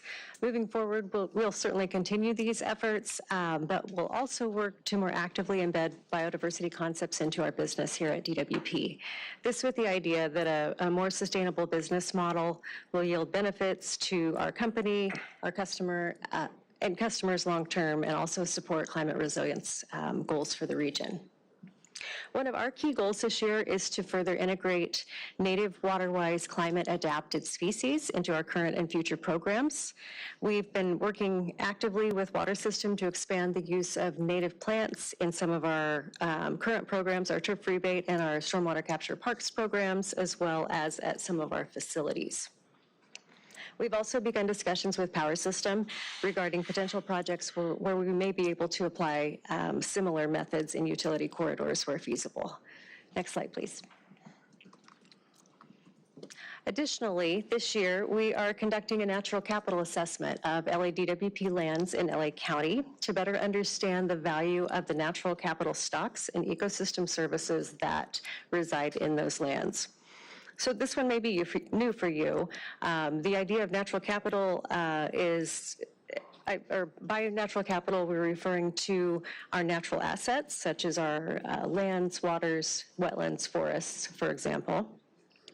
And ecosystem services are the benefits that flow from those assets to people, such as clean air, clean water, recreational benefits, and aesthetic benefits as well. So the idea here is that we can actually assign a monetary value to these resources that can be represented on our balance sheet, just like anything else. So this analysis will help us strategically manage our natural capital stocks and prioritize where we may put our efforts in preservation, enhancement, and also sustainably use the services in those lands, such as in carbon and biodiversity markets. We are working with Stantec consultants on this project and intend to complete this study this fiscal year. Next slide, please. The City of LA's Biodiversity Index tracks the health of local ecosystems and guides conservation policies across the city using 25 metrics that evaluate habitat quality, social equity considerations, and municipal governance. LA SAN leads the program for the city, compiles reports from all the respective city departments, and develops a citywide index score for Los Angeles. For reference, in 2022, LA's baseline biodiversity index score was 37 of 110 points, leaving a lot of room for improvement. And the Mayor's Climate Action Plan aims to raise that index score 35% by 2035. Not all metrics apply to all departments, and DWP currently reports on 13 of the 25 metrics based on the nature of our work. This year, we will collaborate with LA SAN and the Biodiversity Expert Council to evaluate the applicability of additional metrics to DWP and also identify potential pathways to increase the overall score through focused efforts. Okay, next slide.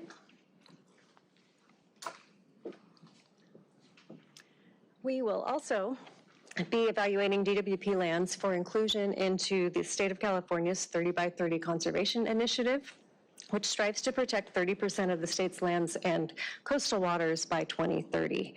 The California Natural Resources Agency administers this program and reported last year that 26.1% of California's lands and 21.9% of its coastal waters are currently under long-term conservation. So we're doing pretty well toward the overall goal at the halfway mark. That said, CNRA has recently broadened their eligibility criteria for inclusion. So one of our goals this year is to review lands for eligibility under the new standards and guidance, weigh the benefits and risks of that inclusion into the initiative database, and provide leadership with clear recommendations based on our assessment. Next slide, please. And finally, we intend to continue key partnerships in citizen science efforts, such as the valuable work of DWP's Green Team, and continuing to support the city's extensive tree planting program through our MOU with Public Works, which will support the distribution of an additional 45,600 trees citywide over the next 3 years. Relatedly, we'll continue our engagement with LA City Planning Department on the development of the Urban Forest Management Plan, which will provide overarching direction across the city for species selection, canopy priorities, and climate resilience objectives. And that concludes our presentation today. I'd like to open it up for any questions or comments you may have. Before I ask any questions, I'm going to yield to Vice President KATZ, especially when I saw 30 by 30 go by, and let you start. Yeah, I can certainly start. Before we get into questions, I just want to commend this very impactful work. I've watched the department's planning in this area develop over the last few years, and it's really moved from kind of isolated projects to truly a more strategic approach, enterprise-wide, which I hope to see continue. That's really the goal of the motion, is to really ensure that this is integrated in a meaningful way. You know, as I mentioned earlier, addressing climate and protecting our resources is really a life and death and health matter for Angelenos. A major public health study found that access to green space, trees, parks, has an impact on life expectancy, controlling for everything else. And we've found that programs like LADWP's Shade Tree program not only help with climate resilience and extreme heat days like today, but really result in measurable energy efficiency savings that help reduce customer bills. So I think this type of work that you're doing to take a more strategic approach, integrate into our long-term strategy, really understanding our lands that we steward, while our Indigenous partners, I think, would perhaps bristle at the terms natural capital or, thinking of these things as assets within a business context, having that translation between these living systems that we are part of and in relationship with to business language can be really helpful in ensuring that things are worked into the operations. And so I think that work is very important as well. There have been studies that show that any dollar invested in watershed health results in a $7 reduction in costs for water treatment. So again, there is really a business case for stewarding our resources, and I think this type of analysis will help make that clear, help our leaders understand that, help the public understand that. Green infrastructure, if you think of it that way, like trees, while also living, parts of our living world. From an infrastructure perspective, they are the only infrastructure that appreciates rather than depreciates with time and that can actually grow. And most of our other infrastructure, as we'll be discussing with the Sunset Trunk Line, doesn't do that. So it's really an important area to invest in, and I want to commend you all for this work, and I look forward to continuing to work with you on it during the year. So that's all I'll say for now. I want to make sure to have time for questions from others. Or I want to mention 30 by 30 as well. Sure, yeah. So for anyone not familiar with 30 by 30, I have perhaps many hats that I have committed time to in terms of public service. And one of them is I do serve on the 30 by 30 Partnership Coordinating Committee, which is a state position. And so I do want to thank you for your consideration of how our LADWP lands fit into 30 by 30. We do, as LADWP, have the only nature preserve in the city of Los Angeles, which is the Chatsworth Nature Preserve, and of course steward a lot of important land in the Owens Valley, or Payahunado as it is called by many of the tribes up there. And so assessing those durable protections and contribution to the state's goals is certainly very important. All of this also fits in to international targets. So 30 by 30 is not just California's goal, it is a global framework, and many, if not all, of the countries of the world will be gathering this fall in the UN COP17 to talk about progress toward these goals. And it's an area where the state of California, as a subnational government, is leading on an international and national level stage. So just want to highlight that importance of this work. And I think that LADWP is well positioned to be a leader within the city, in addition to having this impact nationally and globally. So thank you. Yeah, good. Yes, thank you very much. Thank you for all the work you're doing on that too. I want to thank you for your presentation. It was wonderful. I have a question on trees and tree species because, if 92% are going into disadvantaged communities, many of those are areas that are transit dependent, and co-locating shade from trees in particular with transit stops would mean you're favoring certain species because obviously you want the shade is the big deal. There's other parts of the city. I mean, historically, LA put in ficus trees to just ruin the sidewalks and sucked up all the water, or we put in palm trees, which catch on fire but don't give you any shade. So when we look at the species and the different goals that we have for things that are not going to use too much water, not going to be flammable or increase fire risk, will provide shade, will not destroy other public infrastructure, and we'll talk in a bit about the capital improvement plan, within the city under ED9. How much role does DWP have in that, and how much of it is just coordinating with urban forestry and the Department of Public Works or streets or whoever else is involved? So overall, the urban forest management plan that is being developed by city planning will provide overall guidelines for that. Previously, we've participated in the city plants, tree planting. It's had a number of different names previously. I think that has evolved given the priorities have evolved over time, as has the species list. I know that we are looking to possibly integrate more native species where we can as well. I think that we will have a say in that with our new contract with Board of Public Works.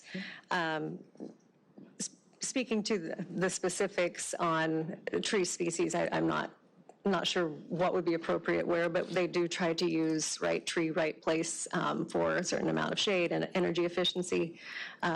savings as well for our customers. So that's certainly one of our key interests, and our tie to the program is that it actually benefits our customers through energy savings, in addition to combating urban heat island effects and whatnot. So the MOU with Board of Public Works was signed this past July. The RFP is out for bid right now. I think it closes on Friday, so we should be getting new proposals and evaluating those with Public Works moving forward, and that will cover the program for the next 3 years. And we'll be working closely with the project proponent to determine what goes where. Yeah. I think that right tree, right place is really the key thing to keep in mind. DWP works closely with Recreation and Parks, Urban Forestry in developing tree recommendations for like the stormwater capture program, for example, which does include the parks, and has more direct involvement in the shade tree program that we support. But ultimately, it's challenging. You know, there are areas when you're talking about public infrastructure like street trees, there are a lot of considerations that go into species selection. So great topic. We want our streets to do a lot of things, or streetscapes. Yes. Yes. A lot of them are contradictory. Yeah. So, yeah. The other point is I want to echo what Vice President KATZ said. Natural capital is a controversial topic. You know, I appreciate that we want to value the natural environment in ways that are otherwise shunned by traditional capitalist business types of, policies, and doing so enables us perhaps even to monetize it. And if there's additionality and there's permanence, so we can qualify for credits for things that we're going to do, then terrific. That helps the department, it helps the city, and most importantly, it helps preserve the natural environment. But in our messaging around it too, I do want to be cognizant that is should in no way diminish the other non-economic values that preserving our environment brings. The statements that are made in public comments earlier. It's not just a matter of indigenous knowledge and other ways of looking at it. Wendell Berry, one of my favorite poets, whom I know NURIT, KATZ, and I have both quoted at various public events, talks about that there's no places that are not sacred. There's only sacred places and desecrated places. And the environment that we steward, the 300,000 acres we have in Payonado or Owens Valley, the land we have here in LA County, which is quite large, all of that serves scientific value. It contributes to climate change mitigation. It can either contribute to or alleviate wildfire risk. It creates biodiversity and habitats that are important. It also serves for a lot of people a spiritual and not just an economic value. So I want to keep that centered in the work that we're doing on this, even as we talk about natural capital and the rest, which obviously does serve a very beneficial policy purpose. Mm-hmm. Yeah, noted. And I guess one thing to say on that comment is I think it will help us evaluate in terms of potential projects on a go-forward basis, how we think about those projects and the natural capital that we have so that we can optimize both the project and the natural capital such that you still realize those benefits, and in some ways you don't know those benefits until you quantify them. Yes. Mm-hmm. Yeah, agreed. Right, and I would just add that I think that it gives us an opportunity to shift that a bit from a qualitative assessment to quantitative so that we're looking at an apples to apples comparison. So I think that's part of the intent here is we certainly honor and acknowledge all of those benefits, and we want to put it into terms that everyone else can understand. I think it's very much not mutually exclusive. We need both the qualitative and the quantitative, and I think President Marks just has a good point that we want to ensure to communicate both of that. Yeah. Commissioner Tran. Yes, thank you again for the presentation and tremendous efforts. Really, really important given the fact that I've been involved in development in South LA.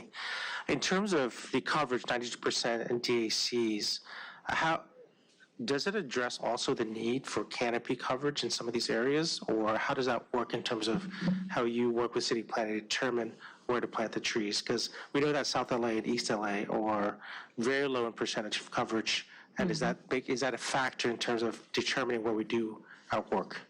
Absolutely. Yeah. And I will say that I've recently reviewed a an upcoming draft of the Urban Forest Management Plan, and it is very much focused on disadvantaged communities. So there's more to the mayor's goal of increasing canopy cover to 25%. It actually has a minimum amount of, I believe, 15% in every neighborhood citywide. And so there are certainly some gaps that will be targeted for planting in the future. So. Great, thank you. Any other commissioner questions or Comments?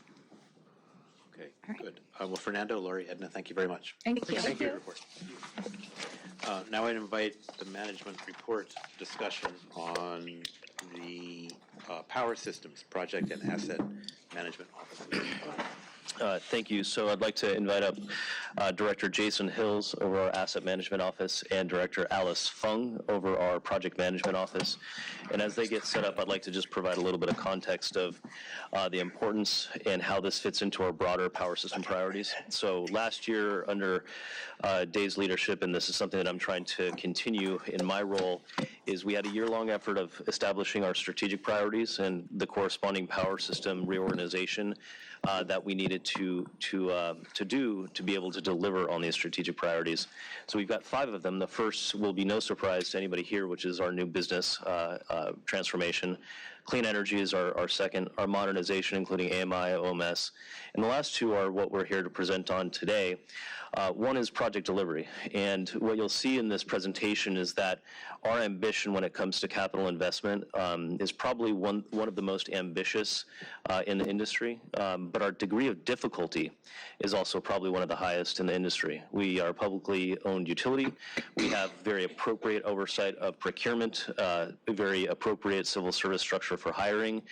We're a vertically integrated utility where we have to manage outage coordination, and there's so many different challenges that we have locally here with wildfire season being more prominent. And so all of those reasons means that, one, we've got high ambition, but we also have high degree of difficulty. So what more reason do we need to strive for us to try to strive to excel on project delivery? So you hear from Alice on that.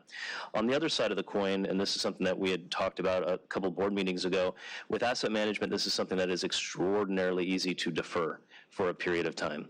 And when it manifests itself, it is extraordinarily difficult for anybody that has worked in operations or studied operations. Once you have a backlog of asset replacement, it is far too late to recover from that quickly. It is something that you need to proactively manage. But on the flip side of that, it is something that is often under the radar, where organizations and executives are often rewarded by capital investments, ribbon cuttings, and so on. And so the importance of asset management is not just about reliability, but also enabling the subsequent electrification and the subsequent clean energy and local air quality improvements that correspond to that. So with that background, why don't we go ahead and take it away? And I think, Alice, I think you're going first. Is that right? Actually, I'll be Okay, you switched it up on me. Go ahead, Jason, please. All right, thank you, Jason. So, good morning, Board of Commissioners. Again, Jason Hills, Director of the Asset Management Office. I'm really excited to be here to present to you what myself and Alice, what we've been envisioning for our offices over the many months that we've been here since we've established these offices. I will start on the asset management portion, talking about how we strengthen our asset information, assess risk, and use this information to make decisions, and then I'll hand it off to Alice for project management and our project delivery. So I'm going to start off with the AMO mission. The Power Asset Management Office integrates asset data, reliability analysis, and lifecycle strategy to enable transparent, risk-informed decisions that improve safety, reliability, affordability, and long-term system resilience. So said more simply, the AMO is about strengthening the connection between what we know about our assets and the decisions we make, including what to maintain, what to replace, what to prioritize, and when the action is needed. Okay, so this slide explains what we mean by asset management in practical terms. Asset management looks at infrastructure across the life cycle, beginning with planning, deciding what we need to have installed and where, the acquisition, procurement of these assets, the actual operation in use of these assets, the maintenance, including inspections, as well as disposal or retirement of the assets. So the purpose of us, being here is to help us answer 4 primary questions. What assets do we own? What conditions are they in? What assets matter the most, and what should we do, when, and why? These are generally simple questions, but because of the size of the department, the amount of assets that we have, it's actually quite complex. And it requires accurate data, clear standards, reliability analysis, field input, engineering judgment, and a consistent way to compare needs across very different types of assets. So that's the role of the AMO, to help turn asset information into clear asset decisions. Okay, so why is asset management important to us here at LADWP? First, we have broad asset responsibilities. As a vertically integrated utility, we manage a wide range of critical assets, from generation to transmission, distribution, the substation that connects these systems, our control systems, as well as additional supporting facilities. Second, our system has century-old roots. And much of our infrastructure has served LA for many decades. And as those assets age, we need more proactive way to plan, repair, renew, and replace these assets. The planning is especially important in built-out areas where work has to account for customer impacts, system outages, space constraints, traffic, permitting, and coordination with other city priorities. Third, our asset information needs are evolving. It's not enough to know what the asset is. We also need to understand where it is, what it serves, what conditions it's exposed to, and how needs differ across the city, including wildfire areas, coastal areas, critical facilities, and the communities where equity is really important. Fourth, we operate in a highly accountable environment. Our decisions need to be clear and defensible to the board, to the public, regulators, and to the customers that we serve. And fifth, lead times have changed significantly. Critical equipment, contracting, procurement, hiring, all require a more advanced planning than they used to, so it makes it even more important to identify our needs earlier. And finally, we have competing delivery needs. There are always going to be more important work that we need to perform relative to the amount of resources we have. Okay, so when I was appointed to this position and when Dave was the head of the power system, the very first thing he told me is to research the industry and determine what is the gold standard of asset management. So I did that along with the early members of the team. We met with various industry partners, with utilities, research institutes, and the resounding comment we received is that ISO 55001 is the gold standard for asset management, not just with utilities, but also with manufacturing and other types of businesses. So we went down the rabbit hole of exploring this further and do plan to pursue alignment with this ISO standard, but also pursue certification. And why we're doing that, it's because this is an externally recognized benchmark, so we know it's proven across the industry and beyond. It's also something that's independently verified through certification, so you do have to have somebody from the outside come in and check annually to make sure you're following what goals you set forth and renewing the standard every 3 years. And it also requires ongoing discipline and continuous improvement. So we may not have everything perfect right now, but being certified means that we have to show that we are inching towards that every year as we progress. And then also the standard itself evolves. And we need to stay in alignment with that and evolve with the standard as people learn more. Okay, so now the question is, how are we organizing ourselves? This new division was formed as part of the broader power system reorganization back in February. The intent was not to start from scratch, so we didn't want to add additional just layers of bureaucracy. We did want to bring groups that are performing asset management functions already into the division and just to make sure that we're all marching towards the same goals. So from the left side, we've got the specification office that supports the proactive procurement of our assets, helping connect asset standards, material needs, and procurement planning. We then have GIS and mapping. It maintains the geographic asset records that supports many of the power system needs, and it also is essential to asset management because location matters. Risk can change depending on where the asset is, what it serves, and what conditions surround it. Next, we have the asset and risk management side of the house, split into two halves, beginning with the asset information and governance side. This is one of the core asset management functions we're building out. It focuses on asset data quality, ownership standards, system alignment, and governance. In simple terms, it helps us make asset information more trusted, consistent, and usable for decision making.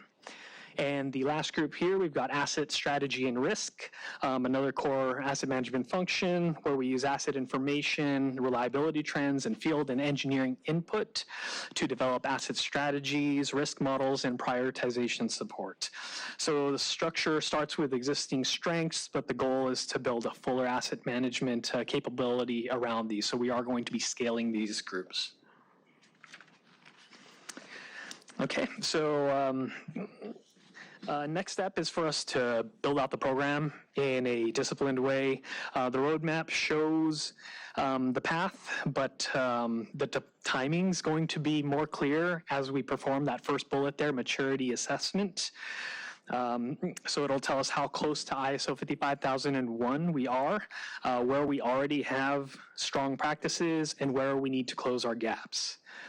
In the define a baseline phase, we also need to define our asset class structure. That means organizing our assets into asset families, such as transformers, poles, relays, circuit breakers, penstocks, and so forth. And each asset family will have different risks, data needs, and maintenance needs and replacement strategies. Next is the asset information strategy, answering the basic question of what asset information do we need, where should it live, who should own it, who should maintain it, and how will that information be used for decision making. So let's see. Okay, then we move into the execution phase, establishing asset governance and decision authorities, developing the asset class risk model. So every asset's going to have different asset risks. As we start learning from other industry partners and acquiring more models from industry experience, we're going to have actually more detailed and granular risk models for the different assets, and then we're going to be applying those risk models to our different assets to determine which ones we should target within each class first. Then we go into validating, ensuring that there's consistency across the entire spectrum of all our verticals, generation, substation, transmission, distribution, and then aligning our workforce from the planning, design, construction, maintenance side, making sure we're all marching towards the same goals as those priorities are defined. And then at that point, we believe we'll be ready for the ISO 55001 certification, but to be determined as we go through this maturity assessment. We then roll into continuous improvement phase, which is where we just monitor the performance and our risks, and we learn from that and refine our models, acquire more data, make better decisions with better data, and then maintain our ISO alignment, which includes improving on what we have. Okay, so to show that this roadmap is already turning into real work, we're not just planning this stuff. What we have listed here are the deliverables that we're working on today. the first building blocks of the program. So as mentioned, we need to build a baseline asset registry and define the asset owners. We do have the ISO 55001 maturity assessment actually in progress, and today was the first kickoff meeting with our consultants, AECOM, who's going to provide that external guidance to determine where we are relative to being ISO 55001 certifiable. So that kicked off today. Then developing and issuing the asset management policy, basically setting the culture that, anytime we touch any of our assets, whether it's even just to inspect it or repair or replace, data needs to be collected. We need to document any of that. So that's setting the policy. Then comes the strategic asset management plan, which is like the overarching guideline to creating subordinate asset management plans for specific assets. It's going to dictate what are our values when we do score our asset replacements or repairs, such as safety, reliability, health scores, and so forth. So it'll lay all that out and create the framework for asset management plans, which is the fourth bullet that you see here. We do want to be disciplined about our approach and not just say we could do everything. So we selected 4 priority assets to focus on first, to target, ones that we have determined to be of higher risk and priority. So high voltage transformers, power poles, penstocks, and relays. So the goal is to create life cycle asset management plans for those first and set the tone for the different verticals and then start expanding. Then we have to develop the power asset management platform strategy. That's like the information system. So right now we have a very fragmented system across the different verticals. We want to revisit that, look and see if maybe we should unify them, or when we should do that. How do we aggregate the information and then define what's the single source of truth for each of the asset classes. Next is GIS data validation, cleanup, and improving integration. So we do have a lot of records out there that are even sitting on shelves that we want to collect. We want to update our GIS system to reflect really what's out there. It's going to be needed beyond just asset management for emergency response, wildfire mitigation. There's so many reasons why this is very important to us. And then improving our integration with other data systems, getting GIS and say Maximo, when you click an asset on GIS, it's actually pulling from the single source of truth, such as Maximo for certain assets. Next item is establishing a spare part strategy. Again, this is kind of like at the front end of the life cycle of assets, making sure that we know what, say, our minimum stock requirements are for the key assets, and that we're ready for, certain events that may come, or whether it's expected or unexpected. And then also identifying any critical assets that maybe we have not been realizing were lacking in spare parts. Basically, every key asset should have an identified spare. And then last item is a newer item that we're looking to establish because we have the analytics side for reliability. A brother of reliability is also quality, but it's the one that maybe we don't track as much where, reliability, you're tracking outages.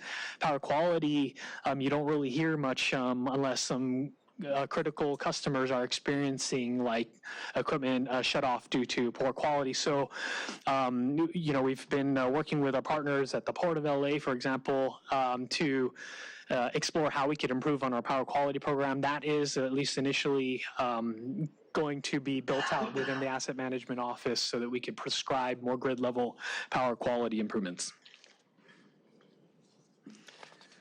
Okay, so moving on to just the target state. What AML success looks like. We have strong asset knowledge across the power system today.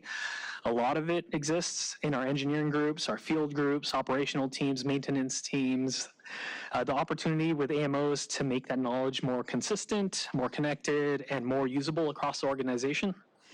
When the AMO is working well, asset intelligence is going to be actionable. Condition, performance, location, and importance will be easier to bring together and use for decision making. Priorities are going to be more risk-based and more consistent across asset class. We'll still use engineering judgment and field experience, but we'll support that judgment with clearer view of risk, consequence, cost, and reliability. Life cycle planning is also going to be stronger. For key assets, we want clear long-term plans for when we maintain, renew, replace, or retire them.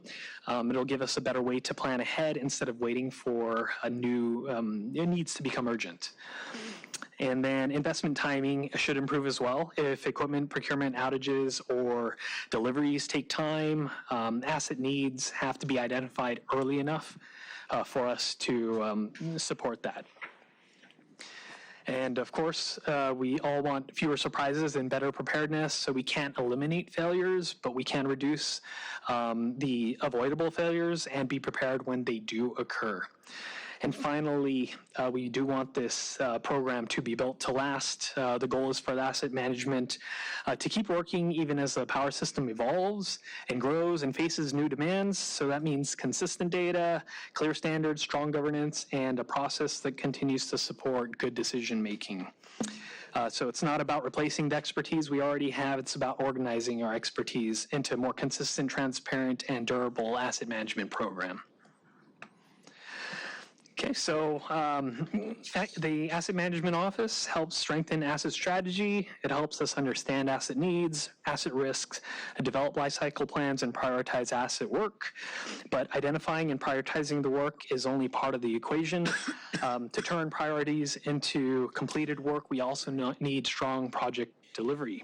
So with that, I'm going to hand it on over to Alice. Before you do, can I ask you a question? Can we stay on asset management? Alice, is that okay? Before we go to PMO. Of course. Looking at the AMO, a couple of points you mentioned I wanted to ask about, because toward the end you did talk about replacement and renewal.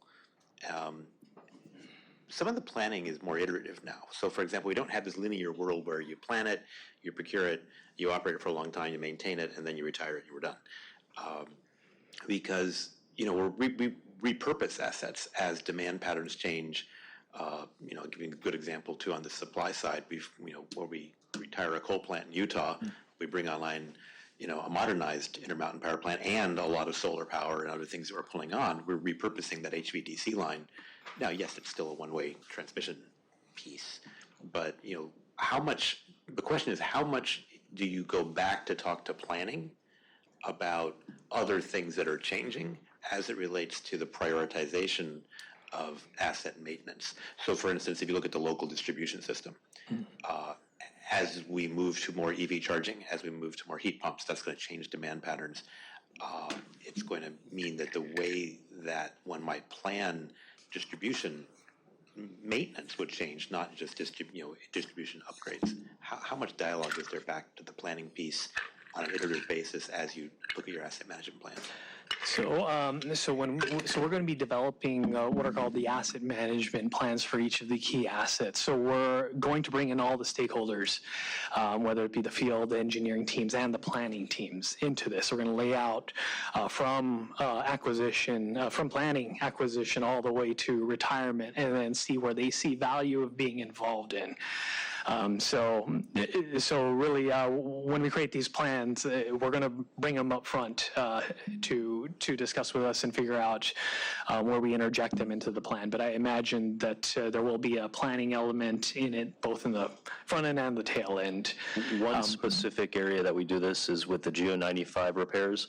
If there are a number of repairs that are on a circuit that is planned for upgrades, those will be treated differently, so they understand that, hey, there's a fix coming in a certain amount of time, obviously, emergency repairs aside. But if there's something that needs to be repaired within 3 years, rather than doing those individual repairs, that may all be treated as a one upgrade where we focus on other areas where there are not planned upgrades. But part of that is to expand those opportunities to look where else we can do that and then memorialize that into some of the procedures that we've got, because some of the stuff is put to paper, some of the stuff is just by practice, and practice is not, that does not survive retirements, transfers, leadership changes, and that sort of thing. And it does not survive when we've got, priorities that shift. And so memorializing that is part of what, Jason's got to do. So hopefully that kind of hits the heart of your question. It does. The related point is also on the power quality piece. if you look at the electrification of a lot of things, and it's not just data centers, it's also, even for commercial and residential, especially larger residential complexes, power quality can be a way to helpfully optimize that demand side management, the distributed energy resources, a lot of the things that you want to do in ways that can handle fluctuation and variability much more quickly without degradation. But it's also a good way to figure out whether your equipment is starting to will malfunction or will go out, right? Because you're going to see changes in heat, you're going to see changes in, in performance, in the voltage and the frequency. That the power quality will help. How much does that depend on AMI rolling out more quickly? So we're actually engaged with the AMI team on the capabilities of what it can provide with regards to power quality. We're still learning what its capabilities are, but I think in parallel we're looking to install dedicated power quality meters because it's going to be a tremendous amount of data that's being captured rather than like so many minute intervals. I mean, we're talking about like milliseconds. Yeah. You'll capture a second and see many cycles and check the quality of that waveform. So I think AMI is going to help maybe capture instances, but then to really dissect it even more and drill into the more granular causes and stuff, we're going to need power quality meters that are dedicated to that and that can capture longer spans of dense data. Okay, and does the IT piece of that integrate to the AMO, or is that just from an administrative standpoint, how are we governing that? So we work very closely with the IT team. So I know we're working towards to actually matrixing IT team into the power system. The AMO and PMO are actually helping to guide where they may be able to help the systems, such as power quality and asset management, project management. So really, we're not owning it. We're working with IT to ensure that it's resourced and happens. So go ahead. I was just going to say something about power quality. So that's not a word that gets thrown around, or a phrase that gets thrown around very often. Power System does have a team who is called Power Quality in the test lab, and back in the day it was about tuning the line drop compensation devices on our feeder regulators based on the farthest piece of equipment or the farthest customer at the end of this line. But the demand has changed, the industry has changed, and the sensitive electronic loads that are out there, we see this all the time at ports of LA, the Harbor Department. We see it at the baggage handling equipment at LAX. Electronic loads are so sensitive to voltage fluctuations. So we are maintaining our system up to standards, but I think those standards aren't good enough. We've got to be looking at a much finer delivery for sensitive electronic loads. We talk all the time about water quality, but now we need to start talking about the actual quality of those electrons that we're delivering. Right. And I think as storage, rolls out more, inverters are more common at panels. That's going to be really important. Yeah. I have a couple questions on the asset side too before we move on. Sorry to keep you waiting. So first, I just want to acknowledge, so I, in a prior role, oversaw the development of a new capital asset management program. And as with so many of these board presentations, I know there's just an enormous amount of work that goes into implementing something like this, especially at the scale of LADWP. So first, I'm very excited to see this. I think this is a very important improvement in our asset management. I have a couple questions. The first is, you mentioned integration with other systems like Maximo. Do we use Maximo for our work order program? And if so, are we, there's your asset inventory, but then there's actually keeping it updated. Are these systems talking to each other in such a way that when a pole is replaced, that is reflected in the asset management software? Is that manual? How is that coordination kind of?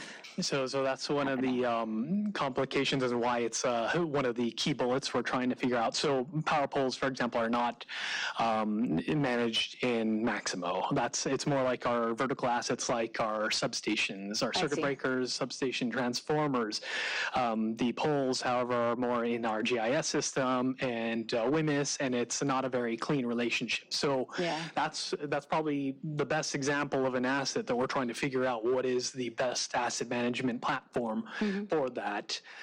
probably not going to be the way it is right now. Maybe it could migrate to Maximo or some other system, but that's what we want to decide upon as one of the deliverables. You hit the nail on the head, because the power pole issue is why we started this asset management initiative. So it is very important to make sure that all the systems are speaking to each other. And it's not easy. It's not easy, and I think philosophically, we didn't think of it as the way that we do now with the data lake concept that IT is presenting to us, which we're going to name data reservoir as a tribute to water. So our data reservoir will house all of the data, and then everybody can use WIMIS, GIS, Maximo, whatever they want to access, because people get very possessive and territorial about their own developed software systems, but we want the information to live in the data reservoir. Excellent. Well, speaking of reservoirs, that hits my second question. I know we've been doing a lot of work over the past few years to really integrate DWP and have the different major portions of our house, power and water, working together closely. I know we're going to have a presentation today that relates to aging water infrastructure, and we may have a future water asset management presentation, but I'm curious how much collaboration there is between power and water on this type of transition, on the ISO standards, and, are we working to kind of bring this in both sides of the house? Maybe this is a big question, or a Jonathan question. Let me jump in, and then I'll kick it to you guys.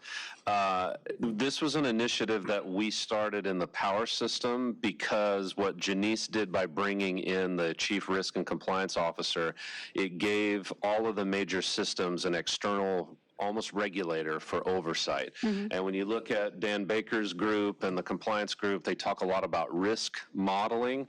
So we're used to operating with a dotted line structure. So we say that in the power system, you have the heads of the major organizations all the way up through the director, but then everybody also has a dotted line to Dan Ashleman, who's the corporate health and safety chief. So all those directors know that from a command and control structure, they report up to Jason, but they also are accountable to Ashleman for safety issues. That way, Dan has the authority to come in and call all stop and make some tweaks to what it is that's going on. So that same model was what we were going to set up for asset management. The idea was to build out and connect all of the islanded and siloed asset management initiatives just in the power system, bring them all together, report under one director, under one office, with also a dotted line to the compliance officer. Then as we engage with the Corn Ferry contract and we do this power, the operating model like we did for the power system, we'll be doing for water and for joint system, then we'll figure out what those AMO offices need to look like. We hear great things about the water system asset management, so maybe all that's needed is to fill it out and get the certification and give that external oversight to the compliance office, but we'll know once we go through that operational model. Okay, great. Yeah, I mean, I know there's very unique problems that you're solving in both sides, but there's also best practices and things that can be shared across. So just wanted to make sure there was some level of integration. And those water's like one of the first people we were engaging with earlier on, just to say that we are working with them when we're engaging with, say, vendors or other industry professionals on the on asset management platforms that we're exploring. We're inviting water system with us, so we're trying to stay. There's, if I may add briefly, there's probably no better example of this is on the aqueduct system, and we are engaging water now on a modernization of the aqueduct power. We've got that operating in the best, state that it's been in 20 plus years. But we also have aging infrastructure, and we also have delineation of jurisdiction on some of the pen stocks, on some of the assets along that entire corridor. So we were targeting a little bit later this year or early next year to present to this board both our Castaic modernization plans, but as well as our aqueduct power modernization plans.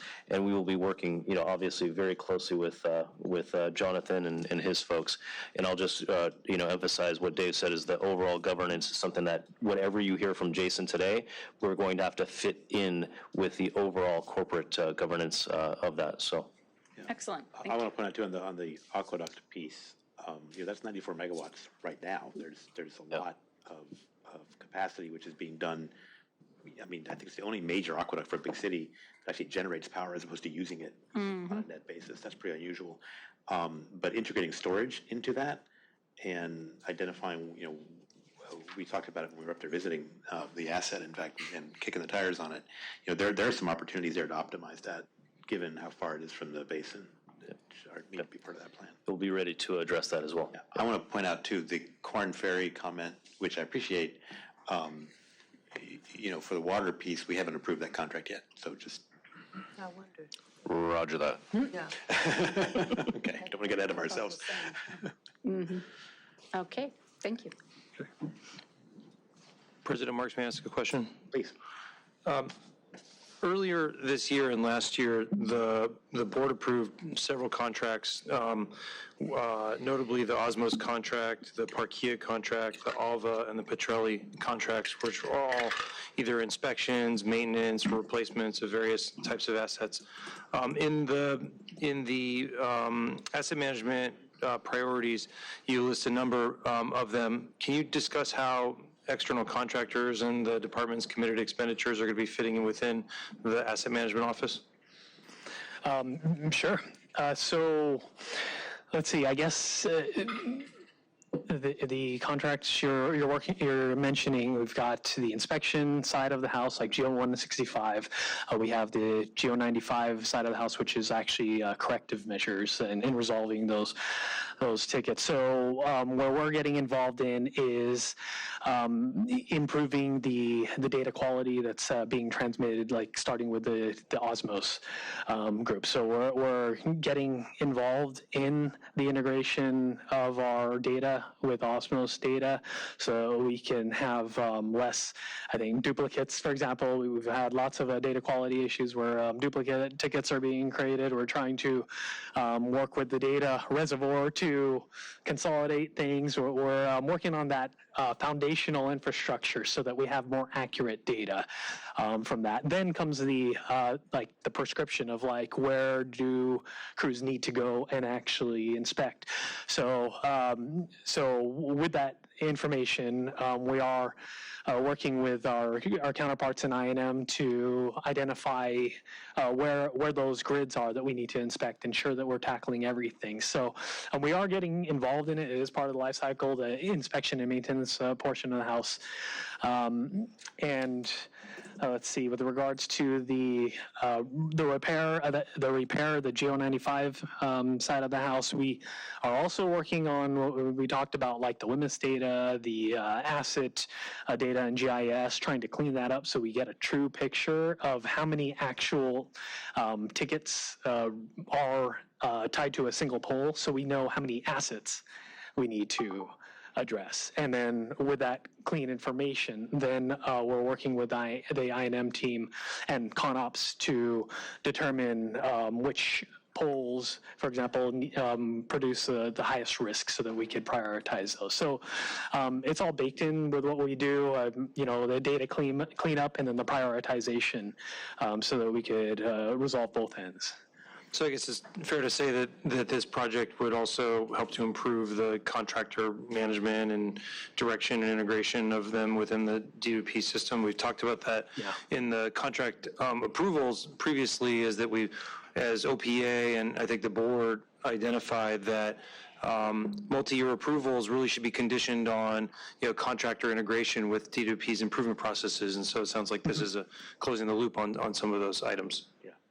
So we are engaging with the contract administrator. We're also working with team members from quality management to try to accurately track and make sure that we're monitoring that so we could justify renewals.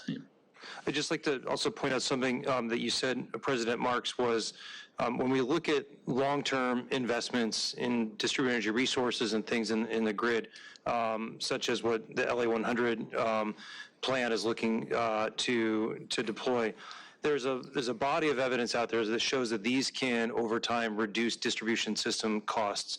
There's an E3 study that came out in July of just this year that said you can reduce distribution system costs in the PG&E service territory by over 7%. That was, I think, $1.8 billion over the life of that program by integrating these into the distribution system and asset management programs. And so how you manage these and plan these support, I think, a Deloitte report that showed a 10% savings. And so certainly interested to see how this type of program can reduce long-term costs and ratepayer affordability.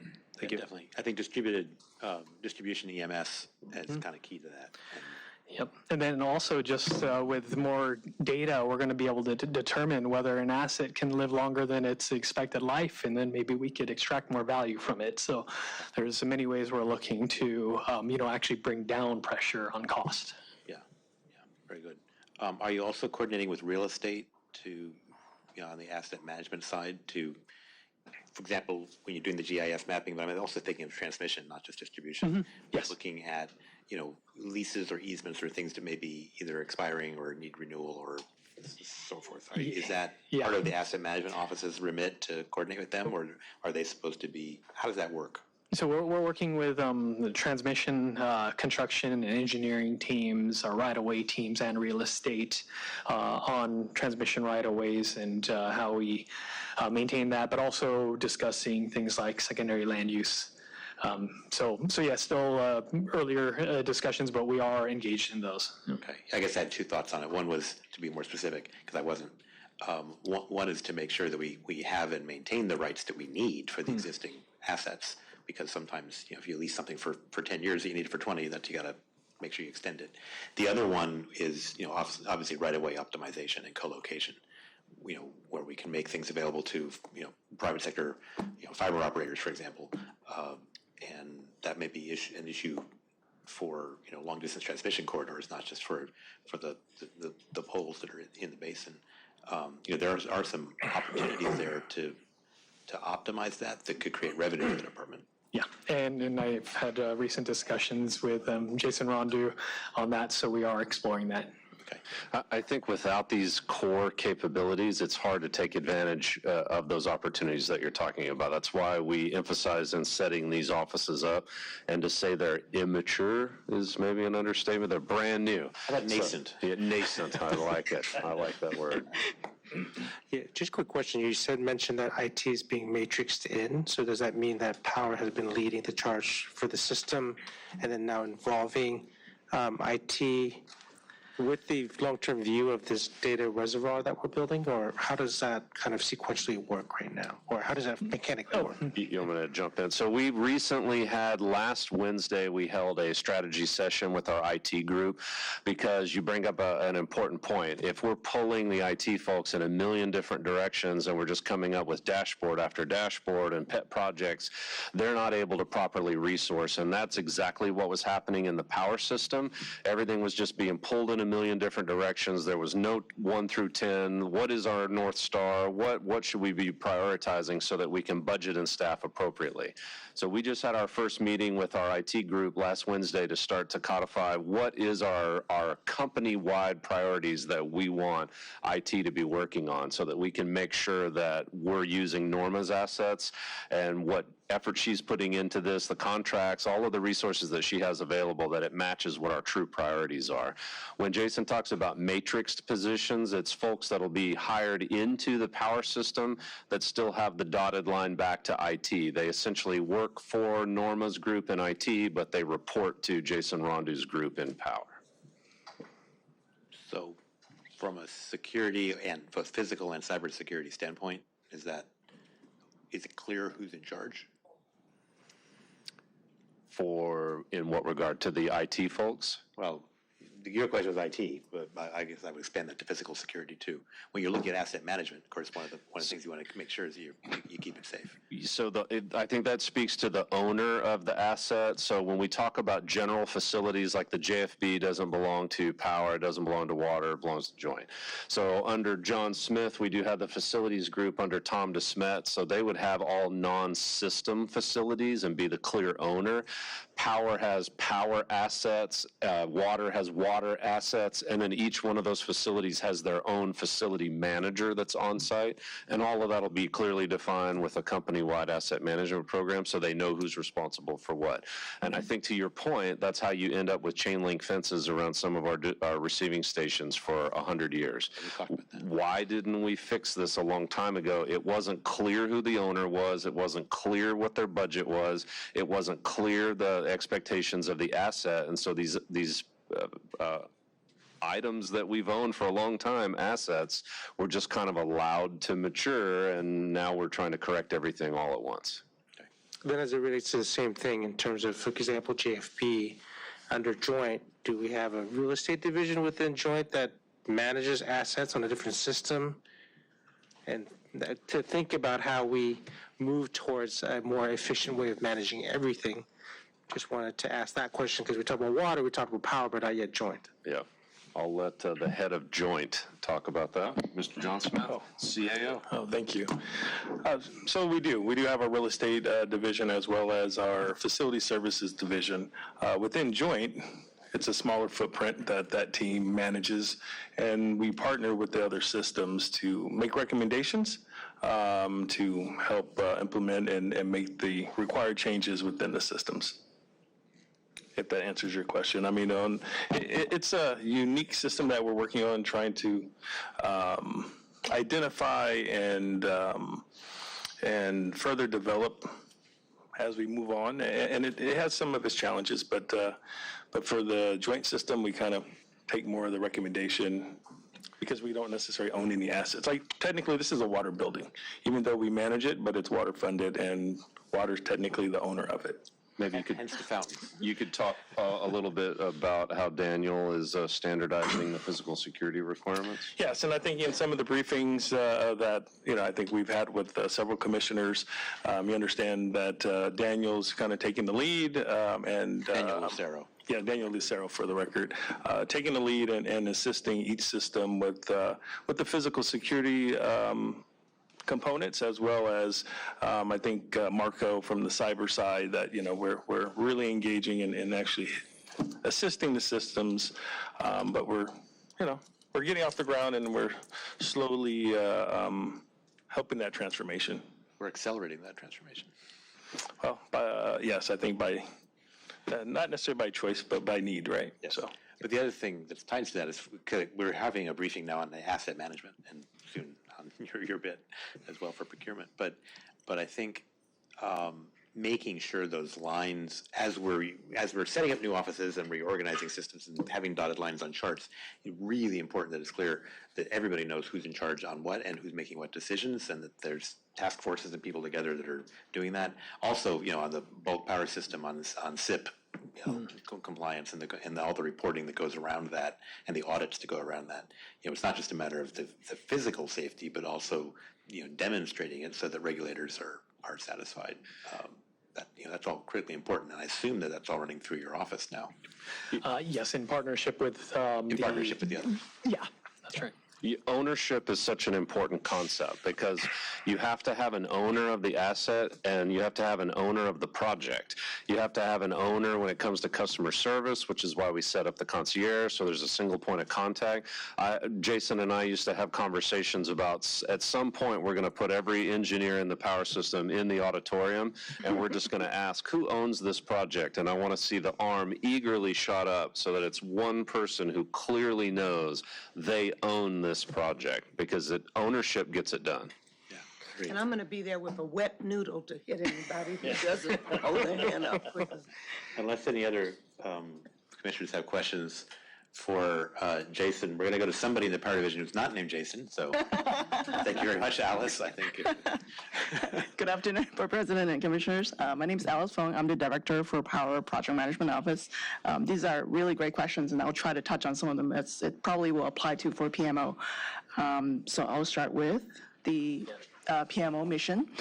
As a neutral oversight body, the PMO will provide enterprise-wide prioritization and governance, and we will ensure consistent project management standards and assist all power system divisions in delivering all of these projects that we've mentioned previously efficiently with transparency and accountability. Let's revisit what Jason mentioned earlier on our foundational capabilities and power system strategic priorities. As you see some of the blue line items under each of these, we are trying to enhance customer experience. We want to improve our system reliabilities for our aging infrastructure, provide operational flexibilities. We want to meet our clean energy mandate via a lot of improvements in LA100 programs. We would also like to modernize our grids through a lot of the investments and AMI and SCADA projects. And finally, because of a lot of the resources limitation and outage limitation, we want to prioritize and sequence these projects properly. So what happens without the PMO division? I would like to emphasize that we have been, as a power system and LADP, succeed in a lot of these projects and initiatives over the years, but without the PMO support, currently the divisions are acting independently with very little system-wide alignment, but with PMO, we can prioritize and sequence these projects as a whole. Without PMO, all these project lists and informations are scattered across the divisions, probably in some engineers' laptop as a spreadsheet or maybe some other binders. But with PMO, we can provide a single unified view for all projects so we can see where we have overlaps, gaps, and like Jason mentioned earlier, the life cycle view. Without PMO, currently all different teams may use different tools, standards, templates, and governance approaches. This could lead to many quality control issues, but with PMO, we can have consistent project management practice. Without PMO, a lot of the resources and budget are allocated in silos, but with PMO, we can facilitate the allocation process much more efficiently. Finally, we would like to provide our leadership something outside of a fragmented data. We can provide centralized reporting and dashboards so our executives can receive consistent updates and have full visibility on portfolio health, risk, and trade-offs. Great. So these are the core functions for the Project Management Office. First off, we have the Portfolio Management and Prioritization team, essentially answering the question, which projects support our strategic initiatives and priorities? The next team will take over the execution phase, is Program Delivery and Project Controls. We would ensure all projects are completed as efficiently as possible. And finally, the Performance and Governance team will show how we're doing and run the stage gate governance to ensure accountability. I will go to each of these teams in detail now. The first team is Portfolio Management and Prioritization. The main thing of this is they will manage the power system project registry. We have a ton of projects throughout the power system. We have no single source of truth. One of the main objectives of this team is to create the single source of, so we have visibility throughout all the portfolios. The other objective is also to strategically align the power system priorities with a equal evaluating rating factors on framework for intaking, scoring, and sequencing T projects.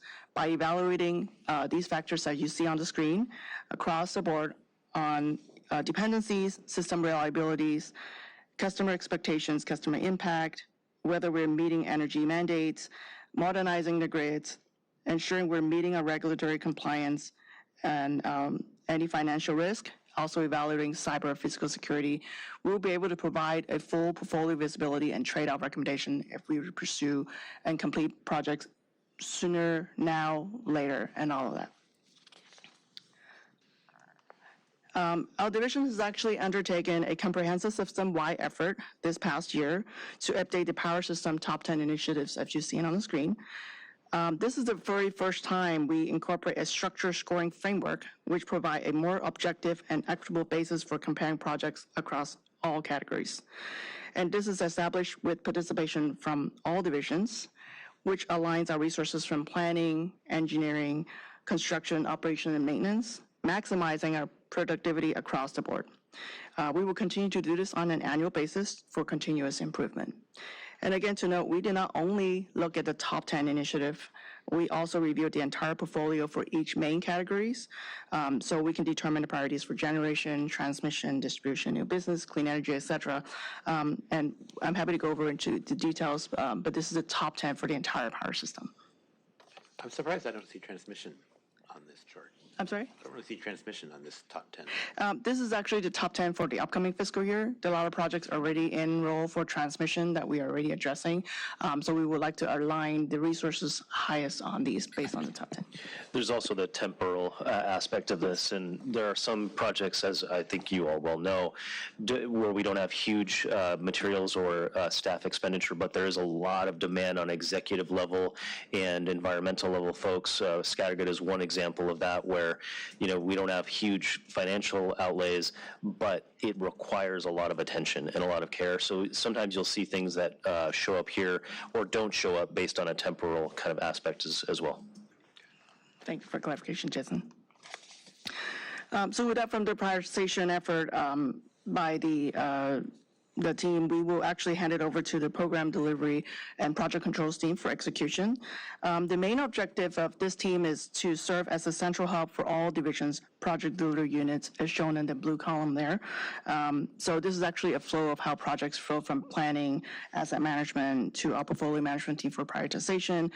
We will receive prioritization recommendation from, or approval from the Power System Council, and for the execution, the idea is that the Power System PMO will handle the most complex cross-system projects, and then we will enable the power system divisions through the project delivery teams that we will help set up and train to provide the necessary project management support. So, for instance, we will provide the necessary training.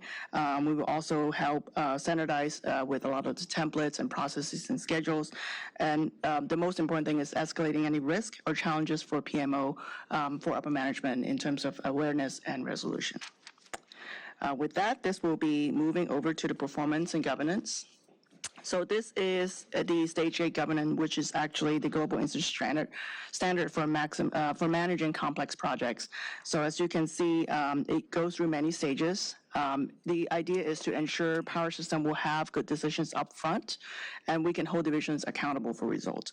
At any given point, we will evaluate project viability, escalate and assess any risk. And if we have any opportunity, we will stop or go certain projects based on what we evaluate in each stage. So the idea is to not waste resources, not waste any budgets if any projects are deemed not recommended for continuance. Here are some of the other things that the team has been working on. We have developed a executive level top 10 dashboard. This is just a mock-up. There's no real detail, and there might be some information that we will not necessarily share to the public, but this is kind of a mock-up for top 10 priorities on high impact projects. And the idea too is so we have a standardized way to present project owner, scope, budget, timeline, risk, and any necessary project-related pages. So our executive leadership will have a one-stop shop to see a lot of these projects information, and it's needed, reach out to the project owner for additional information. Here are some of the recent and upcoming work. Similar to Jason, we're not addressing by a specific roadmap because we would like to build things and address some of these as we assess. We have a lot of these capabilities currently already through previous capital projects team or various project management team. So the plan is to actually enable and standardize a lot of the practices and bring in some platforms on standardizing reporting. So what we've been able to accomplish so far is we developed a prioritization ranking system, which is across the board updating power system priorities and align all the budget and resources accordingly. We standardize the reporting as you've seen from the dashboard. We also standardize the software for all scheduling purposes. We're going to determine and going through a procurement for Primavera P6. What's in progress right now is... Used Primavera before? We have, but not standardized across the board. Yeah, so we will provide training and provide additional guidance on providing standard templates, so it makes it easier for the team to execute projects. What's in progress is we're actually joining force with asset management to have an RFI, request for information, on both project management and asset management platform. The idea is to see what's best for the industry and what other utilities have used, and then bring it back for either proof of concept or maybe an additional RFP for a specific platform for specifically project management and also working together with asset management. But as Dave mentioned earlier, we're also engaged with IT and water to see if we can have any partnership there. So whatever we were able to learn, we will share with that, and maybe we can have something that we can work together with. What's the timeline for that RFI? The RFI has already released, so we're evaluating some of the responses right now. The other thing we are going to continue to do is to sequence and coordinate the projects, not just based on the current identified top 10 priorities, but how do we improve coordination across the board. So it will be achieved by the PMO team and working with the PDUs from each division very closely. So that's the last bullet, also setting up the project leader teams. What are the team members? What are their roles and responsibility? How can we help them to do their job? And finally, on upcoming, these are very exciting goals that we would like to achieve as a division. We will be developing a project register. That's the registry that will show basically the single source of truth for all power system projects. With the register, we will be able to provide project costs and resources insights. And then the hope is that we will have better coordination with all of these information being available.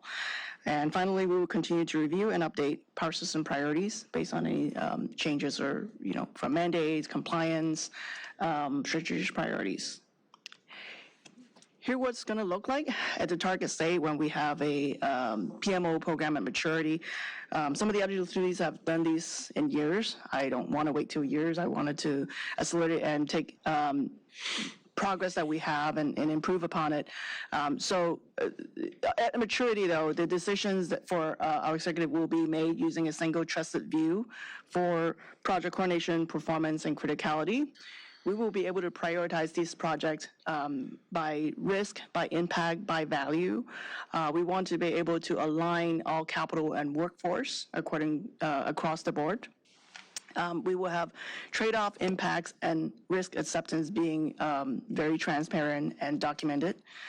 We will allow leaders to clearly explain why some projects are done now versus later. As they've mentioned, we may not be able to do everything all at once, but at least we will be able to communicate when certain things can be done and when. Again, back to Jason's point earlier, we want to address long-term power system needs before it becomes an emergency because things are visible early on. And last but not least, avoiding over budget on capital projects because we will be able to demonstrate year after year improvements on what will be the earned value performance we're able to track because now we have the data to show. Adhering the 3 main principles for project management, which is adhering to scope, schedule, and budget. And this is what we would like to do as best in class for project management. That concludes the presentation. Thank you. Thank you very much. On this last point, too, I guess it's staying on scope, staying on schedule, staying on budget. What's being done as far as through the PMO? Change order requests, change order management, review of design submittals, in a timely way to make sure that you're not, liable for change orders, and then the audit and control function to make sure that, the bills that are submitted and approved are in fact, owing, given, especially for progressive projects or, where there's milestone payments that are being made along the way. Yeah, so the 3 teams actually will be working very closely together, especially the 2 teams on performance governance and project delivery, simply because the program delivery team will be working directly with the PDUs to ensure it's follow all the governance on each of the stage gate. If there's any changes requests, one, we have to review a bit adhering to the scope. There might be change in schedule or budget, but is it actually beneficial, adding value? And so that will be coming back from all the stage governance on evaluating that. And then we will go through for approval process again through that governance process to make sure, hey, this is aligned. We will make a recommendation. This is something that we would like to do. And so it makes sense to do. So that's the process that we want to establish. We need to have standards on. We already started some templates on what is the change order form, what are the requirements, do we have all the checks box on ensuring that design has changed, it matches what we would like as far as the system requirements, any of those things, and that template will be shared from all with all project delivery teams. And then is there consistency from contracting? So you put an RFP, you get bids and things to make sure that, so for example, if it says you have 10 days or 20 days turnaround time. Yes, that's why project management office and asset management office, we're working very closely as we develop and learn some of these things that can be improved from contractor's perspective. We share with that, so it can be addressed from the specs office as well. So one of the additional things that we've asked them to do is to update the engineering process manual. It's our Bible for construction projects on the power side. It talks in very great detail about project management, scope, schedule, budget, RFIs, FCNs, and over time we've gotten away from that best practice.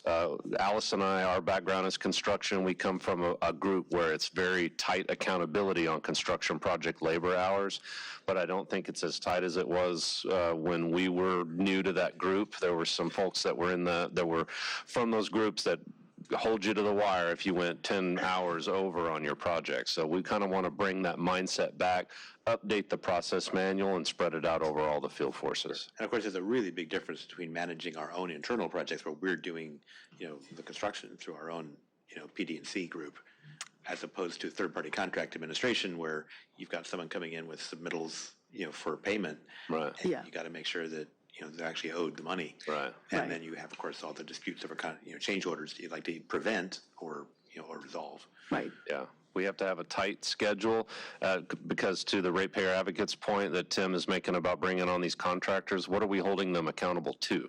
So just like what we're doing at the LA Convention Center, when I hired Alice, I promised her I was going to give her the time to build this out before I gave her any projects, and I immediately violated that when we had the LA Convention Center thrust upon us. I was like, okay, everything else I told you stands, except I need you to also be the PMO for the LA Convention Center. And on the same note, I think, just a comment, I think there's a lot of work around this, but how does it connect to the ERP system? Had a conversation about contract management system, not just for procurement, but management thereof, connected to the ERP system. I mean, we're doing a lot of work in all these systems, but as we need to figure out how to bring all these together, not just the reservoir, but the ERP system. And if we're independently doing something PMO office related to contract, but it's not connected, we could have done this in the beginning. So just want to throw it out there for consideration as we were working through 3 major enterprises, trying to integrate them or figure out common policy.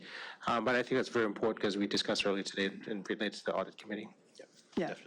Thank you. And to answer that too, we are engaged with supply chain, we're engaged with IT. So the benefits of having the power system office is to help all the different divisions within power system so they don't have to individually reach out to these organizations to kind of come up with, well, how do we include all of these in the process for either a change order or a budget, so that way we can facilitate that coordination across the board. Good. Other commissioner?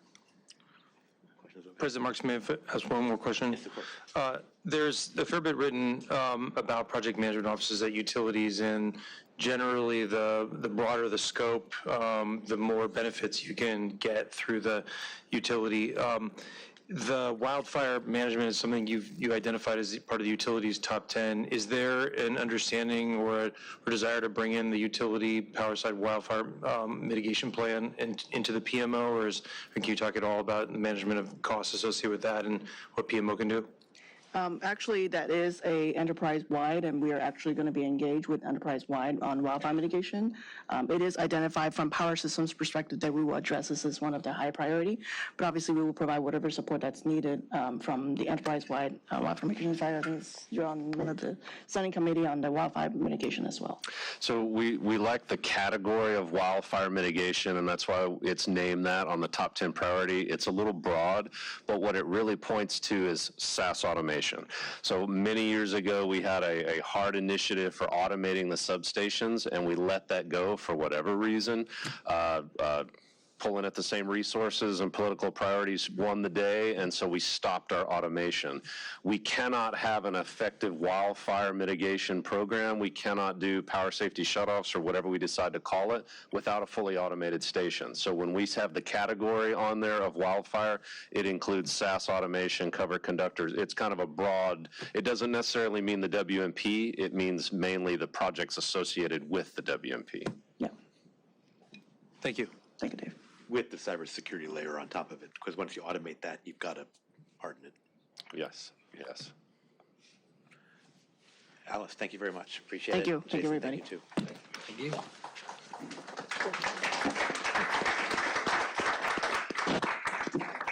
And for the last presentation, the seats are hot, so cool them off, that would help. All right.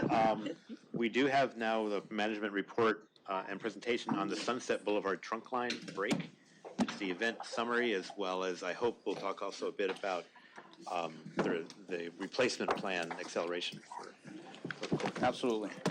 Oh, Caesar, yes, we before you are. all take seats, can I just give a quick background introduction to our presenters? Jonathan, I'll take that. Oh, you got it? Yeah, Okay. I got it. All right. Thank you, though. Good afternoon, Commissioners. I'm standing before you today because, as mentioned several times throughout the meeting this morning, on July 16th, one of our large diameter water pipes on Sunset Boulevard ruptured, spewing over 17 million gallons of water into the neighborhood streets of West Hollywood. From the beginning of the incident, we prioritized safety, recognizing that the reopening of the street depended on the crew's ability to repair, disinfect, safely fill, and repressurize the pipe. The repair, however, proved to be quite complex and more dynamic than originally expected. While the public view of an emergency response is often defined by heavy excavations and hard-hatted crews on site, an operation of this magnitude also relies on dozens of silent heroes working behind the scenes. More than 250 department staff members across multiple divisions were deployed both to the field and to the Department Emergency Operations Center throughout the 9-day effort, proving that repairing a major water break of this measure is as much an organizational and logistical triumph for the department as it is a physical fix. Today, I'd like to introduce Cesar Rubio, Greg Reed, who are directors in the water system, along with Mona Friels, Executive Director of Emergency Management, to provide you the incident and response overview of what we are calling the Sunset Trunk Line Break. Apologies, but we're being told that we don't have the presentation. I'm getting it to you right now. But if you want to go ahead and start, I'll get the presentation over. Yeah, thank you. And thank you, Zoraya, for that introduction. Appreciate that. And good afternoon, members of the board. Very proud to be presenting today as we will provide an overview of the July 16th Sunset Trunk Line incident. We will be discussing the incident itself, the department's collaborative and efficient response effort, water systems' next steps and measures we are taking to mitigate risks moving forward. Now, I want to take this moment to recognize everyone involved with this event. I was out there for several days and I witnessed great, outstanding collaboration, outstanding communication across the board. Special kudos goes out to our workforce. While I was out there, I talked to a couple individuals, or several individuals, and they were in good spirits, good morale all the way around. So they accomplished their mission effectively and efficiently and without any incident. Safety is paramount. We mentioned safety before, so great job. Kudos to our workforce. Their dedication and commitment to get that work done was paramount. No PowerPoint at this point, but I was going to say I wanted to now take you on a quick journey through the trunk line incident. So everybody buckle up. Uh-oh. Once we get started here. Give us 1 second. Go ahead and just walk them through while we're waiting for the power. Let's wait. Well, a lot of it has to be. Yeah, let's wait. See. Like talking through it. I don't know. Okay. I suppose while we're waiting, I just would like to maybe provide a few comments about our collaboration with the power system on asset management. Greg, what I might suggest, especially given the time that we're all coming up at 1 o'clock, I'm going to suggest we have a 5-minute recess. Oh, okay. And then come back and then you have the AV set up and then we can kind of do that. So let's take a recess until 1:05. All right, thank you, sir. Thank you. Okay, thank you. All right.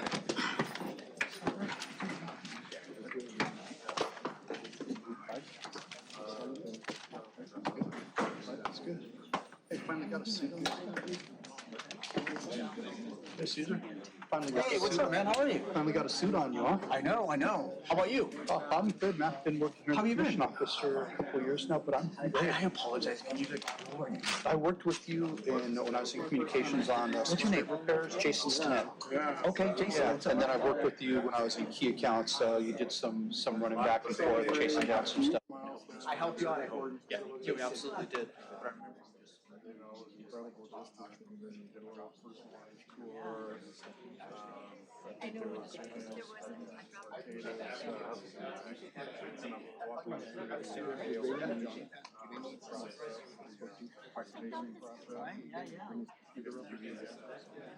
I don't know. Incredible. Incredible to learn about that.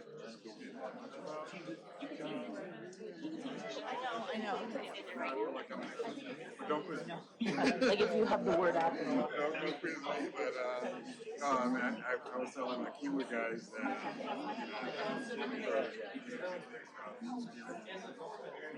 working with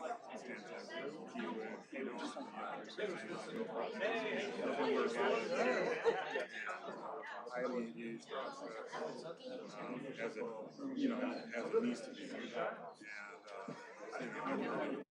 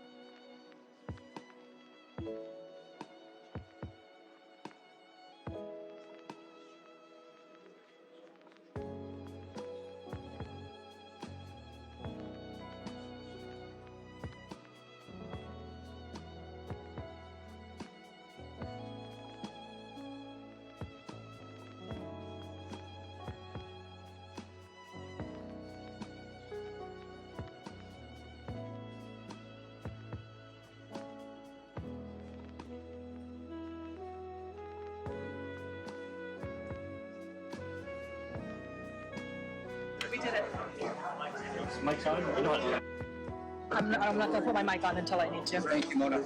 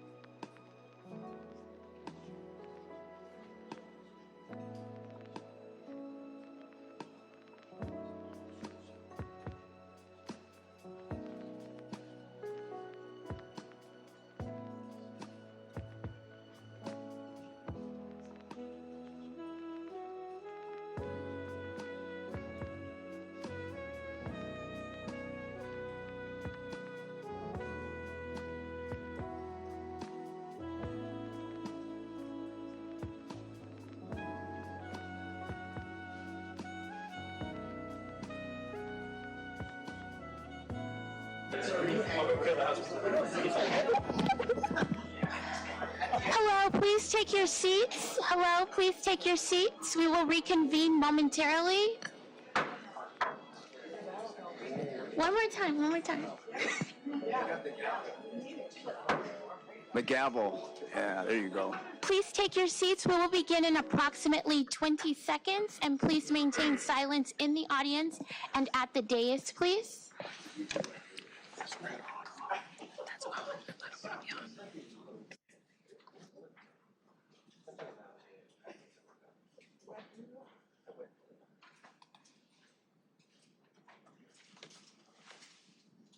Okay. May I please call roll? Board of Water and Power Commissioners, please say present for roll call. President Marks? Present. Vice President KATZ? Present. Commissioner Ortega? Present. Commissioner Pinder? Frozen now, but present. Commissioner TRAN? Present. 5 board members, a quorum is constituted. Okay, thank you. So we're coming out of our recess, and we're now going to go to the final management presentation regarding the Sunset Boulevard trunk line. Please proceed. Yes, sir. Thanks for that intermission. I think we all needed that 5 minutes, so appreciate that. So I'm going to move forward to the next slide, which is, it brings us to our roadmap for today's discussion. So we strive to present a comprehensive assessment of the incident and instill confidence in our board and constituents in the department's ability to respond to these types of incidents with flexibility and expertise. The incident occurred on Thursday, July 16th, near Sunset Boulevard and Holloway Drive. The exhibit on the bottom of the screen shows the span of the Sunset trunk line ranging from North Sierra Drive west to North Virgil Avenue on the east. The 36-inch steel portion shown in blue in this exhibit was the segment of pipe where the failure occurred, and as you can see, it was a major blowout. The water droplet represents the location of the leak. As you can see, the trunk line has a 1916 vintage, making the pipe 110 years old. It is riveted steel pipe and was notably cement lined in the late 50s and 60s. The initial report of the leak came in at 3:55 a.m. that Thursday. Water Distribution's Western District gate operators were the department's representatives on site and immediately began closing gate valves to isolate the leaky segment of pipe. As with all projects, safety was paramount. The department worked closely with the Los Angeles Sheriff's Department, the Los Angeles Fire Department, and the Los Angeles County Fire Department to mitigate safety impacts. Additionally, our emergency systems were activated and our preparedness was tested. And as you can see, our Emergency Incident Command activations, Emergency Operations Center, the DEOC, our Water Distributions IACS were activated and collaboratively worked together to make sure that we accomplished our mission out there on Sunset. So kudos to them as well. Through our partnership with the various stakeholder agencies, the Unified Command Partnership was born. This was a major boon to the department's repair efforts, as it allowed streamlined communication between the agencies to our shared constituents and allowed alignment on operational objectives. I'd now like to quickly go over the incident response timelines beginning on Thursday, July 16th, with the leak being reported at 3:55 a.m. Within the first 3 days of the incident, the excavation was dewatered, the trunk line drained, and the damaged section of the pipe was removed, and the new 25-foot replacement section was installed. The next 4 days brought a string of unpredictable challenges. Beginning that Sunday, July 19th, when the second leak was identified, just outside the repaired section of the pipe, our distribution crews worked in the middle of the week to repair the newfound leak, complete repairs of the damaged substructure, and complete backfill of the excavation. The latter half of the week brought new challenges. The 110-year-old trunk line continued to leak, twice more on July 23rd and the 24th. Despite the department's best efforts to repair the line, it became clear the pipe's integrity was completely compromised, and the department's contingency plan to isolate the leaky segment of trunk line was implemented. On July 24th, Sunset Boulevard was reopened. That Saturday, on the 25th, distribution crews demobilized from the site, marking completion of the leak repair effort. Our short-term plan is fourfold. We are prioritizing reconnection of the 5 fire hydrants that span from Sierra Avenue to Olive Drive, and I'm proud to say that all those 5 hydrants are reconnected to the 8-inch, or they were on the 36-inch, the abandoned part, so they're reconnected to that 8-inch. I want to say and recognize the Western District Engineering Team, our Western District crews, field crews, and the City of West Hollywood for streamlining this project. They actually completed it ahead of our deadline, which was yesterday. So they completed it on Wednesday of last week on the 19th, so kudos to them on streamlining that.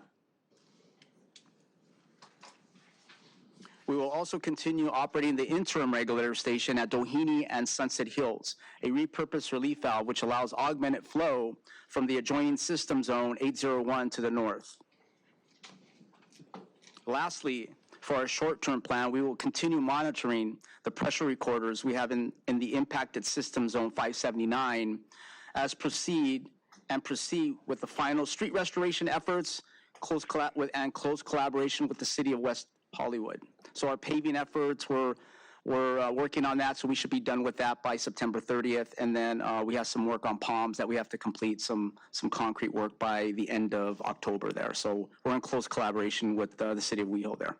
And that all is meeting since it's not City of LA, it's City of West Hollywood, they have different requirements than LA City does for streets, so we have to meet those other requirements. That's correct, sir. Yes, sir.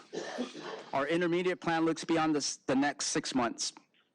We start with the installation of our permanent regulator station to eliminate dependence on the interim regulator station. Hydraulic analysis will continue to be performed to assess system needs, and this regulator station will be on Larrabee Street, just north of Sunset. We had a shift from that original location. Water Distribution Division will also be installing approximately 6,600 feet of new 16-inch earthquake-resilient ductile iron pipe, also known as ERDI pipe, to replace the existing 8-inch main. We anticipate having this completed by December of 2027, and I'm proud to share that our engineering teams are already well into design of this project, so kudos to them. Great job. These intermediate objectives serve to increase the fire protection and increase resiliency to the system, to our system. Now we're going to transition to our long-term plan.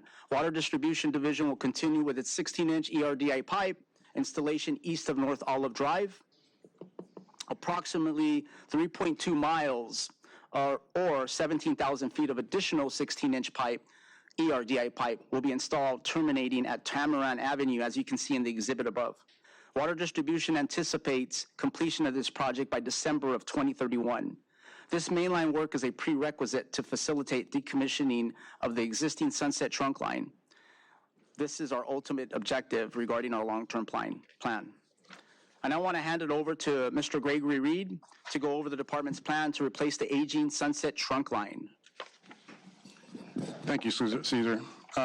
So going on to our next slide, for our long-term plan, our goal here is to decommission the entirety of the Sunset trunk line throughout the city of West Hollywood, as well as the section that's shown in the city of LA on this particular slide. This Sunset trunk line, as Caesar mentioned, started in 1916 and was installed through 1924.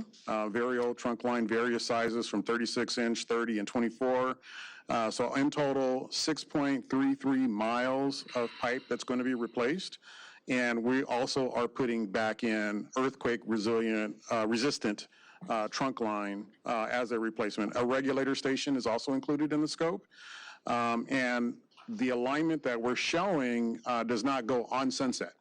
So the westerly end starts in West Hollywood at the Sunset and Sierra intersection. That's within the abandoned section of pipeline. But then it quickly detours onto Holloway Drive, kind of where the break occurred, and continues to the east towards Fountain Avenue and onward to Virgil Avenue to the easterly terminus.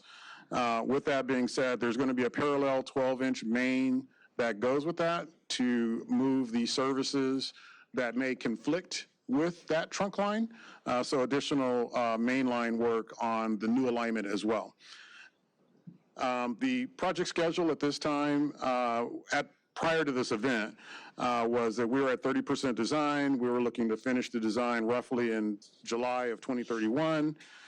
Construction was scheduled to start in September 2032 through January 2036 at a cost of roughly $280 million. But in response to the incident and the urgency to restore capacity here, we are now looking at ways to accelerate. And so the way we're going to accelerate is dividing that project in two. Let me go back to the slide. So we're going to divide the project into two. The portion in the West Hollywood area will be Unit 1. So that's the first area that we're going to accelerate. And then the orange alignment within the city of LA will be Unit 2 to immediately follow Unit 1. So by dividing the project into two units, we'll have about 3 miles that'll be done in the first unit. We're currently in the 45% design phase for that one, and we are accelerating the completion to the first quarter of next year. That essentially is a 3-year acceleration from our original bigger project timeframe. Now we're breaking it down. The construction start for that is still to be determined. It's a little bit of a fluid situation, and here's why. We're working with the city of West Hollywood to coordinate this project along with the mainline installation that Caesar talked about, but then there's also a beautification project that the city is pursuing on Fountain Avenue. And so they're really sensitive to the cumulative impacts on their two major thoroughfares, Sunset and Fountain. And so we have to kind of continue to discuss with them when it would be feasible to get a contractor in there to start the Sunset trunk line work. The good news is the 16-inch work that Water Distribution will implement will provide stability to the system, capacity, more pressure and flow, while that'll give us time to actually develop the 36-inch trunk line project. I have a quick question. Sure. I know the city of LA has a construction moratorium during 2028 because of the games. Does the city of West Hollywood have a similar moratorium? Yes, sir. Okay. Yeah, so that's another constraint that we have to work around. Right, So you thank you don't for bringing start, that you part can't up. Get it done in time. Right. Say it again.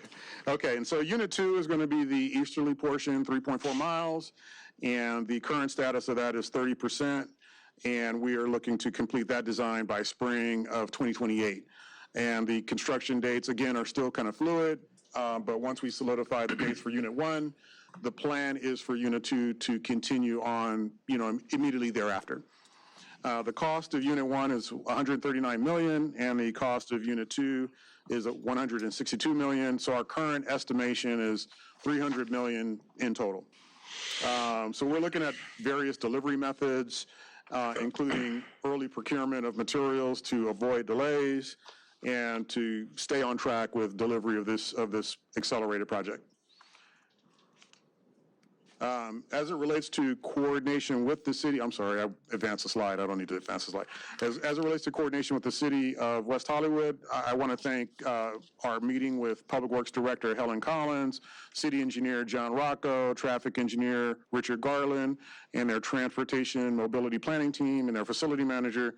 City of West Hollywood was very supportive, had no major concerns except the ones that I just mentioned in terms of the coordination of the projects. So with that being said, there also is a power system project, the Toluca Hollywood Line 1 cable upgrade project. They have a short stretch that also crosses onto Fountain Avenue, so it just becomes another one of those coordination items. And so with that, that's my report for our long-term trunk line plan. Back to Caesar. All right, thank you, Mr. Reed, I appreciate that. Pardon me, So Caesar. Greg, do you want questions on the long-term piece now, or do you want to finish the presentations first? let's finich the presentation, sir. Good. Thank you, appreciate that. Thank you. All right, we're going to talk a little bit about the root cause analysis that was conducted from water distribution. Our assessment found the following. The exterior coating of the pipe was extensively worn and the base metal was exposed and showed extensive signs of wall thinning. The internal cement motor lining, which I previously mentioned, was installed in the 50s and 60s, held up pretty well, showing no signs of generalized internal corrosion. Multiple pinhole leaks, as photographed on the bottom, clearly indicating long-term corrosion to be the culprit of this failure, as you can see. And as suspected, failure resulted directly from long-term external corrosion that culminated in the failure of a compromised riveted section of the steel trunk line. You can see just how thin this pipe is in the photograph on the bottom. It's paper thin there. So that's what we had to deal with out there, sir. Yeah. So the big question is, so what are we doing now to prevent incidences like this from occurring with increased frequency? In addition of having dedicated programs that target replacement of our aging infrastructure, we also proactively monitor leaks using leak detection devices. For Sunset Trunk Line specifically, we are testing sound-based sensors to monitor approximately 3.6 miles of trunk line for leaks. We also have several acoustic sensors on adjacent feeder main lines which augment our detection capabilities. Before handing the presentation back to Mr. Reed to cover our trunk line replacement program, I want to proudly quickly highlight the department's mainline replacement program, which results in replacement of more than 45.5 miles of mainline each year. The program has driven down the department's leak rate well below the national average of 25 leaks per 100 miles of pipe. I'm happy to report that this fiscal year, for the first time since the start of the mainline replacement program, the department dropped below 15 leaks per 100 miles. That's unprecedented. That makes it about 36% below the national average. So very proud of water distribution and the water system overall. I'm proud of the work our team does to identify and target our most vulnerable pipes to minimize likelihood of failure of our assets, sir. I now turn it back to Mr. Reed to cover our corresponding program for trunk lines. Thank you, Caesar. Okay, so on our trunk line program, first of all, let me say that our customers are paying through their rates for the upgrade and replacements of this infrastructure. We were successful in getting a rate action in 2016, specifically to support trunk line and mainline replacements. And so in addition to the kudos to the water distribution team and the leak rates and all the accomplishments is also our trunk line program, which is inclusive of our in-house capabilities to replace large diameter pipe. This is fairly unique to utilities. Not many other utilities have in-house capabilities to do large diameter pipe. We have the ability to do the design work internally, and our design teams are experts in this field, in addition to the crews that we have in water distribution to actually perform the work in the field. So with that being said, our customers are paying for this replacement program. We have 547 miles of trunk line that is bigger than 20 inches diameter. Our goal is to have a 150-year replacement cycle. In order to achieve that, the target is 3.5 miles of trunk line per year. That's about 18,500 linear feet every year. We're taking a proactive approach in terms of analysis. We've identified the top priority main line, trunk lines that need to be replaced. 63 miles of riveted steel pipe trunk line in our system. We are using analysis, analytical tools to look at the leak rates, the age, the soil conditions, corrosivity, the material utilized, like riveted steel pipe, the construction methodology, various factors to actually calculate likelihood of failure. We also consider the risk and consequence of failure in terms of service disruption. And so all of that information goes into our prioritization framework so that we could then actually prioritize the trunk lines that we are replacing. This particular stretch of Sunset actually was being designed because of those factors. It's unfortunate the incident happened before we could get in and replace it, but it was identified as a highly likely trunk line to fail. I'm sorry, Commissioner. We had this, basically DWP had this already in place of how we approach these things, correct? That's right. This isn't all new just because of that Hollywood line, right? That's exactly right. So you're just reiterating this for us. That's exactly right. I said to myself, I kind of knew some of this because we've had this in place. Again, it's the public, we were talking about earlier with the education, it's the public that doesn't know. They just think we sit around sleeping till somebody calls us in the dead of night and says, hey, there's water running down my street. We know this. We're doing this all the time. Ever since there was a DWP, they have been working on this in some way. I know the procedures probably are refined or as the years go by, but this is technically not new. You're just being kind enough to tell us, right? I think your finger is right on the pulse. We have, a pretty prominent platform here to send a message to our ratepayers so that they can have the confidence in knowing we're spending their ratepayer dollars effectively. And we know that there's risks. The downside is we can't precisely locate every single blowout. However, the proactive approach that Cesar Rubio described with more sensors and acoustic monitoring can help us even sharpen our toolkit and be more precise in the work that we perform. With that, the other aspect of that is, having a seismic resilient backbone so that as we replace these trunk lines, we are more certain to maintain continuity of service to critical infrastructure like hospitals, first responder facilities like police and fire, major infrastructure like schools, so that our backbone can really support our system. We also have a corrosion protection engineering team that does a lot of work to ensure the longevity of our pipes. Last thing I'll say here, as I'll hand it off, I believe, to Mona, is from an affordability standpoint, we have aggressively pursued state revolving funds.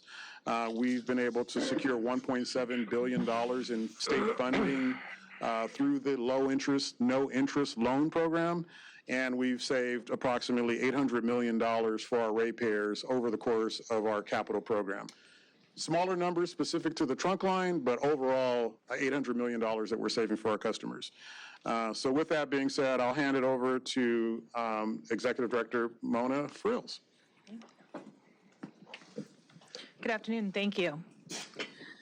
So from a support standpoint, our Department Emergency Operations Center was activated. We were activated for 9 days. That actually was one of the lessons learned from Granada Hills last year when we had the incident. We had deactivated our Emergency Operations Center about a day early, and so the field still needed additional support. So really looking back at our lessons learned and ensuring that the field and everybody at every level had the support that they needed. We were activated for 9 days. 2.5 of those were virtual, 7.5 of those were in person. It gave us the opportunity to test both our in-person at our new DEOC facility, where Dave mentioned that we will be doing our ribbon cutting at the end of September, thank you, as well as testing our virtual DEOC online platform with Microsoft Teams, and then the hybrid of having both together. And it also gave us the opportunity, now that we are increasing our capacity within the Office of Emergency Management, to be able to send OEM agency reps into the field to be able to help and support operations. So Cesar had a slide that talked about all of our interaction with our partners there, and so having OEM staff out in the field to help support that interaction really freed up operations to be able to concentrate on operations and not have to deal with any of the other supporting activities. In addition to the DEOC, I will tell you that logistics support, John, you and your team, I don't know how you work the magic that you do, but we appreciate it. So from a logistical support standpoint, we had supply chain management that was working on executing emergency procurement, P-card, anytime we needed to do warehouse inventory or external vendors. They secured the hotel accommodations for displaced residents, and we'll talk about claims in just a moment, and then procured critical supplies and materials to maintain the uninterrupted response operations. We had security services out there to ensure that both the public and our employees were safe. Our facilities team did building repair, landscaping crews. They issued the boiled water or the bottled water. And then our fleet services provided food service to all of the facilities that we had open, including the field and the DEOC. They coordinated the delivery of the supplies, all of the heavy equipment. They delivered the bottled water and then managed any of the hotel contracts that were needed as we were looking through the claims. Let's see. There we go. In terms of debris removal, that was one of the things that we, there we go. One of the things that we had done this time that was actually just an agreement between John's team and the City of West Hollywood. In terms of timing, the City of West Hollywood was actually hosting a Cycle Vita event. That was a very large event on Santa Monica Boulevard, and Santa Monica Boulevard was covered in debris 2 days prior to the event. So John's team, working very closely with the City of West Hollywood, was able to get that street so that it was safe to conduct and host that event. So we appreciated that as well. From a water bottle distribution standpoint, we had customers that were not impacted. You heard earlier that the customers that were fed in that area were not DWP customers, but we did have a time where we needed to do a specific repair where we had to have customers out for about 4 hours. It was during another heat wave, and so we ensured that we had provided bottled water to our customers to make sure that they were taken care of as well. Communications, both Joe and Dave stole our thunder for communications. But we wanted to make sure that we were communicating. Again, it was an interesting situation where communications with not only the West Hollywood elected officials, but also the City of LA's to ensure that everybody had the information. So, all 15 of the city council offices, 5 of those made site visits, and then we had talking point documents for everybody. In terms of claims, we had 10 staff deployed to the field, and I will say that that was extremely successful, that a few hours after the water main had been turned off and it was safe to have our crews in there, our team in the area. We did have our claims staff out there. We had about 10 people. The slide says 71 claims. We just learned this morning that number is now up to 111 and will continue to rise as the damage is assessed and insurance claims come through. For customer communications, again, it wasn't, our customers were not necessarily affected, but we did receive calls into 1-800-DIAL-DWP. We did make some outbound calls to customers, and some emails were sent out to some of those customers that are kind of on that fringe area. We released a number of crisis communications. We had 18 press releases, our social media posts. We'll talk about those in just a few moments. We had videos that really showed the extent of not only the damage, but also of the repairs. We released photos, we had talking points, and we did employee bulletins. It's one of the things, again, in terms of lessons learned that we've committed to our employees. All roughly, 14,000 people who work here wear the logo, and everybody's friends and neighbors know that we work here, and whether we work on the incident or not, people are asking our employees for this information. So we have committed to making sure that we send out a daily bulletin so that everybody has the information and can speak to those talking points, and we're still talking kind of with that one voice. That's very good, because it's not any conspiracy here. We want the public to know whatever they can know. Exactly, and we want to make sure that our employees understand and know the information. Very important. Thank you. Those bulletins were extremely helpful and informative and welcome. And it also solidifies what we are saying. This is a team effort, no matter where you work here. And it must be a comfort to some neighbors to know that they can turn and ask their DWP, their neighbor who's a DWP employee, and that person just opens their mouth and starts talking, because there's nothing, no smoke and mirrors here. We're trying to Exactly, and we're trying to arm them with the information so that when they do start talking, they actually are saying the same thing that all the rest of us are saying. So we appreciate that. That happens to be the truth. Exactly. That's what's important to know. Yes, yeah, transparency is very important. In terms of controlling the narrative, we've learned through multiple crises that if we're not the one providing the information, that people will go elsewhere and look for information that is not necessarily true. So we make sure that we provide clear and timely information. Correcting misinformation is just as important. And then relaying that technical mislabeling and protecting our reputation and our stakeholder, and most importantly, promoting that public safety message. Dave mentioned the on-site interviews. We did 34 on-site interviews and had 104 media inquiries. And so I think it was important that we had a variety of people doing the interviews. It wasn't always just Dave or just Anselmo, but Caesar was out there doing them. I think Ellen did a few. And so we had a variety of people out there actually presenting the messaging. Dave, your favorite part, slurry? Love me some slurry. So I think this was an incredibly successful way of getting that terminology that we use internally, and then we were using it in some of those interviews, and the public doesn't really understand what a trunk line is, and we keep using the term, or what slurry is. And so I think very quickly having these infographics that walked the public and even internally employees who are not familiar with these terms, making sure that we had that educational component. I think that was one of the most successful pieces of our communications that we did, and I'm glad to see that we're going to do that in additional ways. Anselmo mentioned our influencers having our messages magnified.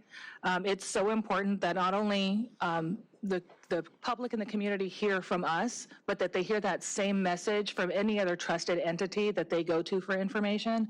So ensuring we have that alignment with our influencers really gets our message out there. Again, it's not misinformation, but it's our message that we want to get. And then from a reach standpoint, really looking at, we had 106 unique earned media stories between print and TV and radio.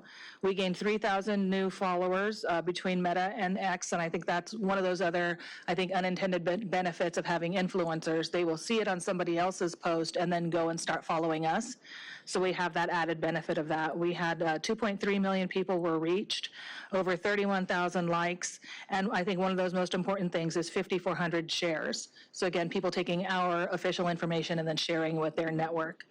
One of the interesting things was in terms of looking at our sentiment and how the sentiment throughout the event shifted. And so we had the sentiment shifted from 99% negative in the very beginning, as typically happens, right? To really looking at a 55% negative as progress was made to the break, and really looking at how that shift happened. That's a significant shift within one 9-day period in terms of customer sentiment. And then I think the biggest one is, again, looking at the number of shares and additional followers that we've gotten and the additional people who will be receiving our messages. And then with that, we are happy to take any questions. Thank you. Do other commissioners have questions before I launch in? The first thing I'd like to say is thank you, because I was incredibly impressed by the response to the break. I was out there. I was also impressed by the family that DWP is. Nick Castrita, who was showing me the hole in the ground Saturday morning, right after the welding was done and when they were about to start putting water in to repressurize to test it. His father worked on the 2014 break in the Y Branch on Sunset further west near UCLA. So, there's in-house, not just in our DWP house, but in, their houses. There's people that can learn from their fathers and their spouses, their mothers in some cases, how things can be handled, and that institutional knowledge is really unusual. You mentioned the in-house capability that we have to deal with, designing and repairing a lot of the pipe. The fact that we had some of the, you can get 36-inch pipe, people have it, but to actually have it so that you can put it together with an old riveted line, that's not so easy. And to make those sleeves work and to have the rolling equipment to do that and to put it in, and it showed me exactly where it happened. Almost no other water utility in the country can do that in-house. So there's a lot to be impressed with. Joe, we talked about it before, but the internal communications and the communications to the city of West Hollywood, to the LA mayor's office, all of that really was very, very impressive. It was accurate, it was timely, it was, very thorough. So I have nothing but praise for that. I do want to talk about trunk lines and water asset maintenance, though, because in our oversight role, I think it's important to do that. One of the things I said to Anselmo that weekend, the 17th or so, whatever it was, be bold. He'd mentioned where we already were on percent design for the project, which was expected to start in 2031. I said, be bold, think out of the box. How can we get this accelerated? What can we do? And he got back to me less than a week later, said, we've got this great idea. We can do a 16-inch here and a 20-inch there. We can change the alignment. We can do some work in 2027, cover it up, have things really much improved already within 4 or 5 years faster than the original plan, and then come back and open it up after the Olympics and get things finished. The reaction was exactly what I would have hoped. But it also highlights the challenges that we have in our system. I was briefed, thanks to our comms team, early on, that within the first couple of days after the incident, because I asked a question, which anybody would. Why is this stuff breaking? Why do we have 100-year-old pipes? What's the deal? That's it's a normal response that anybody would have. And I was relieved to look back. I, by the way, happened to have been giving a speech at a program the same day as the mayor spoke, and the same day as former Mayor Garcetti spoke, about at Lacey's Road to 28 Summit down in Intuit Dome. And one of the things I'd said, I went back and looked at the transcript, was, we really do need to accelerate replacing century-old infrastructure to maintain reliability. Now, I didn't know that less than 24 hours later we would have a good demonstration of why that's important. But I do think that the rate of replacement for trunk lines and main lines, where we've identified high risks, needs to be accelerated, and we need to find a way to do it faster than we've been doing it. I think it's a personal view, but it's one that I hold pretty strongly, and I think we have the ability to do that. Funding is always an issue. Resources is an issue. We obviously want to rely on our labor partners to do that. We also want to rely on progressive design build, and other sorts of bids that we might want to put out in order to find innovative ways of doing this, so that we can have design happening in parallel. Even if we do the design in-house, that's fine, but have it be done in parallel to get some of this work done more quickly. I think that should be a goal that we have. We've already in our public documents before this happened identified to people that the way we look at this is not simply based on age, and I'm glad of that. I mean, we have pipes downtown that are significantly older than this, but there's not any risk of leaking. They're not pressurized the same way. They don't have the same corrosivity in their soils. They don't need the same cathodic protection, perhaps, that you might need depending on the soil conditions. There's a lot of differences, and we know that now. I'm glad that you're using, auditory signals and things to detect acoustic monitoring, to look at the subsurface conditions, not just to monitor for real-time leaks, but also to know more about the seismic risks that we might face. And I know we're looking at some ductile piping tomorrow and some other things that are relevant to seismic safety, but that's another reason to do this, not just because we have old infrastructure that might be at risk. So I think I can't overemphasize that we do need to do this as quickly as we can, and we need to constantly be revisiting, based on all the criteria that we have, those big five, age, leak history, soils, corrosivity, and so forth. We need to be able to, constantly focus on how we can get this done more quickly. Because the city grew when it did in these great big bursts in the 1920s, and the post-war period, 1950s and 60s and so forth, we have a lot of places where, it's going to be lumpy. Nothing's too old and then suddenly all of it is. And, getting ahead of that is pretty important. And I think also will help, prevent the cost to our ratepayers of future breaks and emergency response and all that. And as far as the emergency response goes, Mona, to you and your team, and Zoraya, really, really impressive. Hats off to you, because that was extraordinary. To see people who are not our customers in the city of West Hollywood, it's a very complex area. We've got LA County providing, fire hydrants on the north side. We've got City of Beverly Hills Public Works and their water district on the south side of the street. We've got Southern California Edison, where the power customers, not ours, south of Sunset. Everybody affected when our water went spilling down the street. And to put together the claims process so quickly, to get the information out there so consistently. I really feel for the people who are affected by this, that no one wants to be flooded out. And it was handled professionally, it was handled fairly, no one got special treatment. It was handled effectively with the city of West Hollywood. I think their mayor gets a lot of credit for the way they collaborated with us, really first class. And so thank you for all that.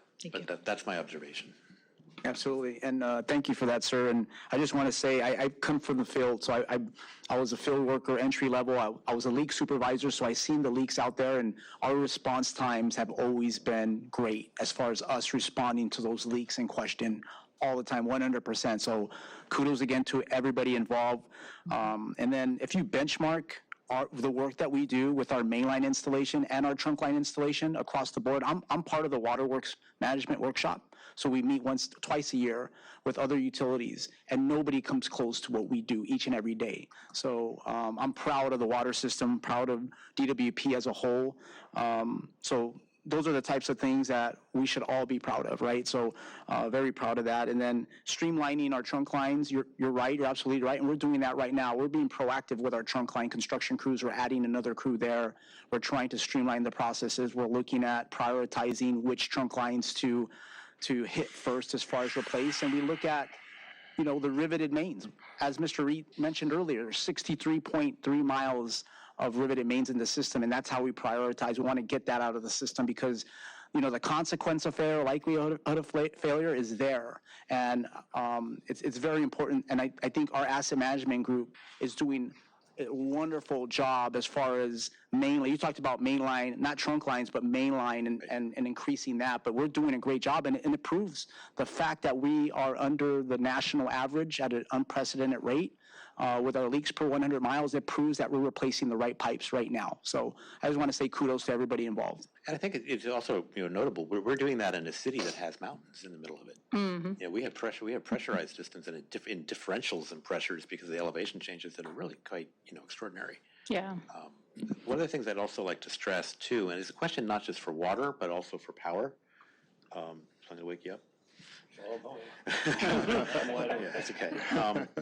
But I would also like to make sure, in general, this is not just focused on trunk lines or water mains or even particular distribution assets, but just it came to mind because you were talking about the West Hollywood goal of aligning the work that's being done on Fountain with some of the street beautification things that they want to do. I guess I have a curious question, Dave, for your whole team about the compliance with ED9. This is the city under the mayor, a few years ago. Citywide CIP. Put out the citywide capital improvement plan, and there's coordination among agencies, including our department, to try to work toward that for assets that are in the city. Now, I realize we're a proprietary department, like the airport and the port, so it's a little bit different than for things that are city-funded or grant-funded. Nonetheless, I'm curious how we're coordinating all these activities with ED9. When we speak at these events recently, the mayor's been very specific talking about her comprehensive infrastructure plan. I think the water system has done a great job conveying today how aggressive their infrastructure replacement program is, but what the city lacked prior to the mayor instituting that was a comprehensive. So we saw that in the Palisades as well, reaching out and collaborating with undergrounding, with SoCal Gas and the telecoms. If we can dig one hole, let's all get in it and then clear it up and walk away. So specifically what we're going to do in West Hollywood, it's another opportunity to collaborate with that mayor and that city manager that we were in communication with the entire time out there. As we go through this area and install the 16-inch, we want to get everybody in and out as quick as we can. There's some citywide initiatives like Build LA that hasn't really been something that we maybe kind of dipped our toe in the water, but that again is another opportunity to collaborate so that everybody knows what each other is working. From a planning perspective, the longer glimpse we can get for city permitted infrastructure allows the water and the power system planners an opportunity to build out infrastructure so that 2 years from now when that project pops up, it's not such a surprise. We don't have to hit them with a line extension. Some of the costs for that construction project can be lower because it actually benefits us and the ratepayer to build out infrastructure for reliability. So collaborating with a couple of these different initiatives is going to be a big step in the right direction. It is, and as we accelerate projects like the 6.5-mile trunk line replacement, reinforcement all the way down to Virgil from, down Fountain and then back up to Sunset. We're doing work, for example, east-west right now on Santa Monica Boulevard in that kind of same, south of Hollywood area. Making sure that our new schedule also aligns with other things the city may be trying to do is I think, critically important. For sure. Yeah, that'll be really And important. also, we, of course, have the new, voter-approved requirements. So when you're changing streets, especially if it affects street widths, curbs, bike lanes, if you're doing it on one part, you have to do it on all of that corridor. So that's got to be coordinated, too, with the street folks. Yeah. I just want to second the President's comments. It's been a long board meeting, so I will keep questions and comments short. But second, both the emphasis on how important this is, but also just the extraordinary response. I've been so impressed with all of it, and I'm coming from a place of deep understanding. I was in the EOC for the 2014 trunk line break on the customer side and handling a lot of the emergency response. And so I know how complicated it can be and all the different agencies involved. And I'm just so grateful for our emergency management team and all of the leadership there and coordination across departments and different, parts of water, but especially with the interagency and working with other cities, et cetera. Just really impressive response and excellent communication, which is such a key part of emergency response. If you let those gaps go, people fill it in with misinformation. And so that consistent, clear, fast information was really, really helpful. So thank you very much. Thank you. Thank you. Can I say a comment on that too? It doesn't feel the way that it used to feel when we would manage these type of issues. I know on the power side, Joe and I would be on the phone back and forth trying to get better times of restoration for the customers when you're managing a power or heat storm. And now it just feels different. It feels like even after 21 days of consistent emergency command for the Palisades, I felt like we could have kept going if we needed to. And before, it was about day 3 where things would come to a head. We couldn't get the information. We couldn't collaborate. I think our company, our company is very siloed. And when Janice came on board, that was something that she started working towards breaking down. And now when we really look around, we're so much different now, 2.5 years later than we were before, is about how we collaborate and work together. Sure, water and power and trouble groups could be out there. They're 24/7. They can get it done. They've always gotten it done. But now we have fleet support. We have logistics support. We have the comms team, and everybody is actually open to this information, and it's just really working. So again, I get sick of saying it, but thank you, Mona and Zoraya, for making such an impact for the back end of our emergency command that we just, I don't even know we're really aware of. We were all just getting it done with what we had. So. Truly. I can't help but notice, at least on 2 occasions today, you have spoken with great respect and admiration of a former head of this unit. And all it goes to show is that DWP, and you in particular, if something's good and something's right, we use it, we turn it around, we make it bigger, and we keep going with it. So in particular, I want to acknowledge that, because that is the definition of not only a great person, but a great organization, and that's the way we all want to be. Well said.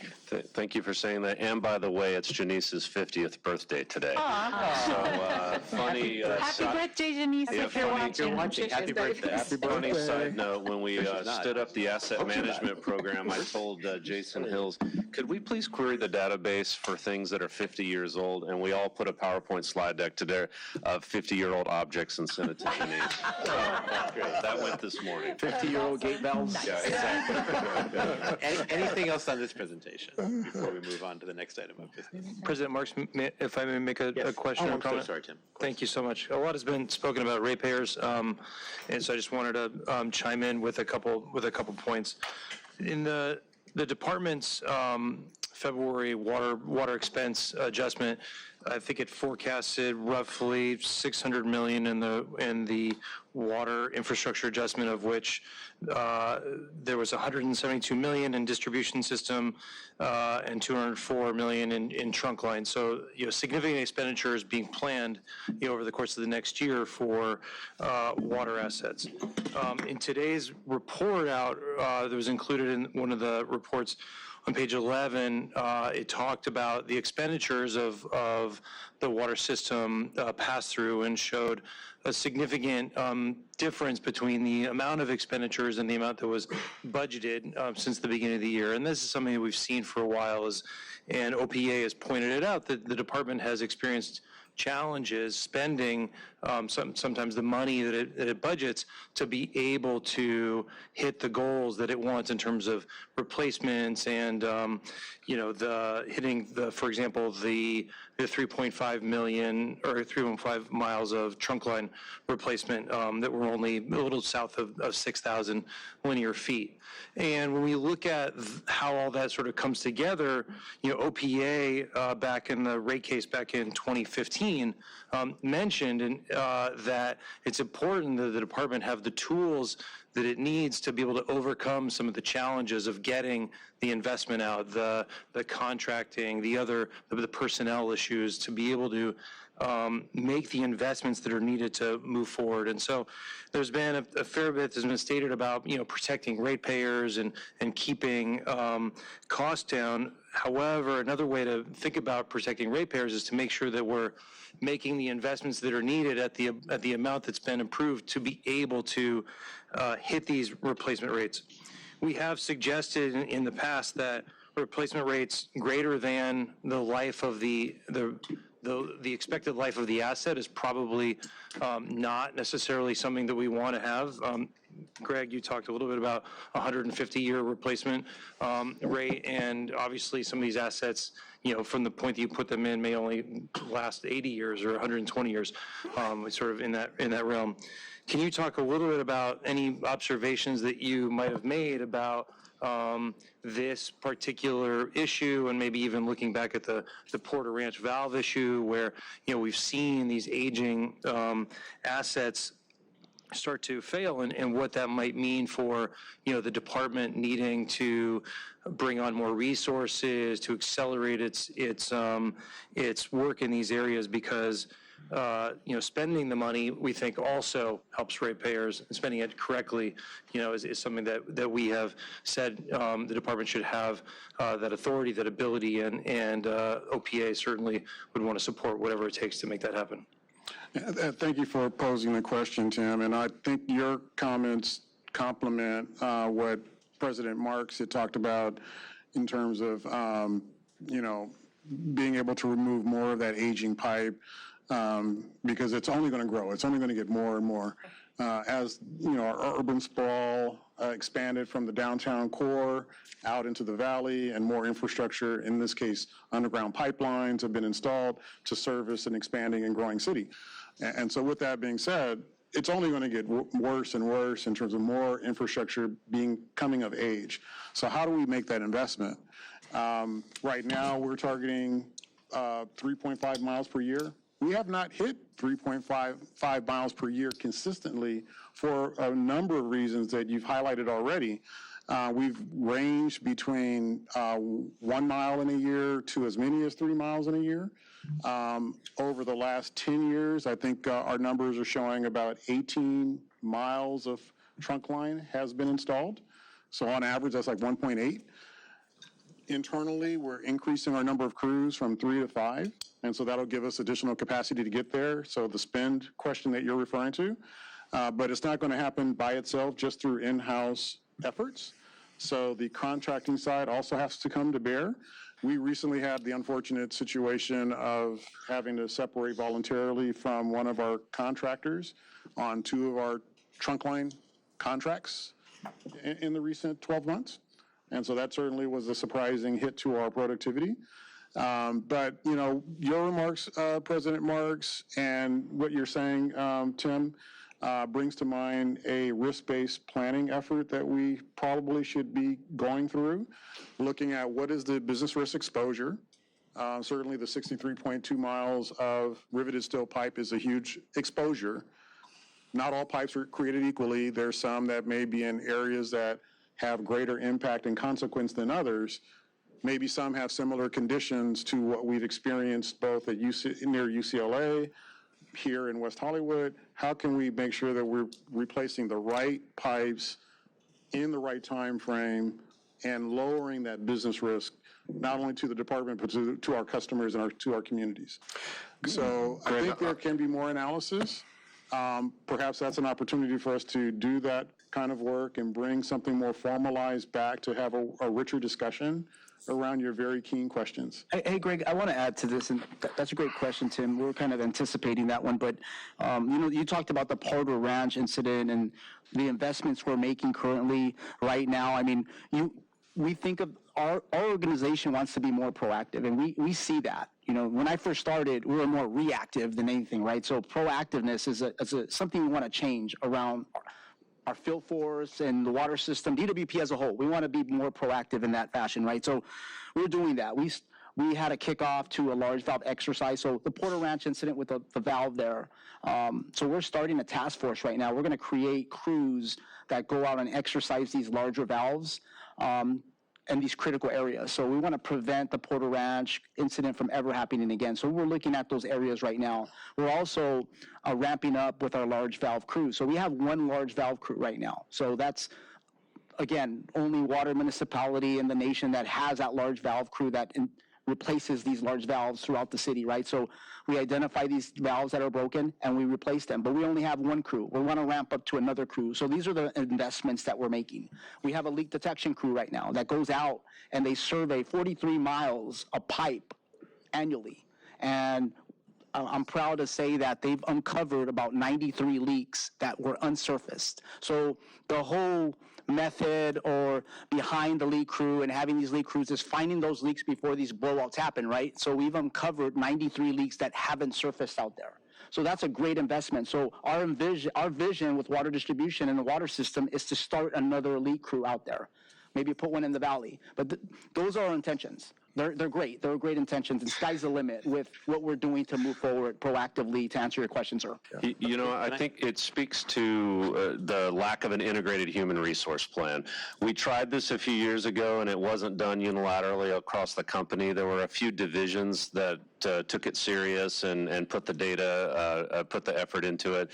But when we look at it company-wide, it'll let us know exactly as we engage, because it's happening now, how many admin folks do we need, how many facilities do we need, how many vehicles. There's everything that supports the work that Caesar and Greg are talking about that we have to think about on the back end of it. We have a lot of internal approval of processes that maybe they're written in blood, maybe they had a good reason, but over time they just add and it gets in the way. So what we're doing is removing a lot of the internal roadblocks. Folks like to point the finger at city personnel, but I think we do a great job of getting in our own way before we ever even get to the front door of city personnel. So we're removing those internal roadblocks. We're engaging in the IHRP so we can answer the question with data. How many crews do we need? What is the workload? What's our burn rate? Now with an asset management program and a PMO office, as those things reach maturity, we actually have the data to look at how much work are we producing on a daily basis? How many folks do we have in the background that support those work producers? And that will give us our overall staffing, that we can have a very detailed discussion about rates and pass-throughs. I think your point about the PMO is relevant too, because if you look, and I look back at the last 5 years of numbers, and if you look at the budget and you look at the actual expenditures, just in water versus power, you look at it on the CapEx side, power is different. Power, you see pretty wide deviations between what's the budget that's approved and what actually gets spent. Then that results in adjustment factors and the past due parts of the rates that then have to get readjusted because those expenditures do come. They just come later. And of course, we have inflation, so they're probably higher. So there's something to be said for accelerating work when you can. The water side, historically, is actually pretty close if you look at the actual versus the budgeted. Now, I take your point. When we have issues with third-party contractors and we have to separate from them, or when we don't have enough crews to get work done, but we have approved budgets that include the authority to hire more people than we actually have on our payroll. So the challenge then is fill those positions, get those new teams out there, get the design work accelerated, get the new third-party contracts where you have to, you're subject to NOCs, work with our labor partners to get this expedited. We have the ability and the resources to make those investments now. They will save our ratepayers in the future considerably. I think your point, Tim, is really well taken on that.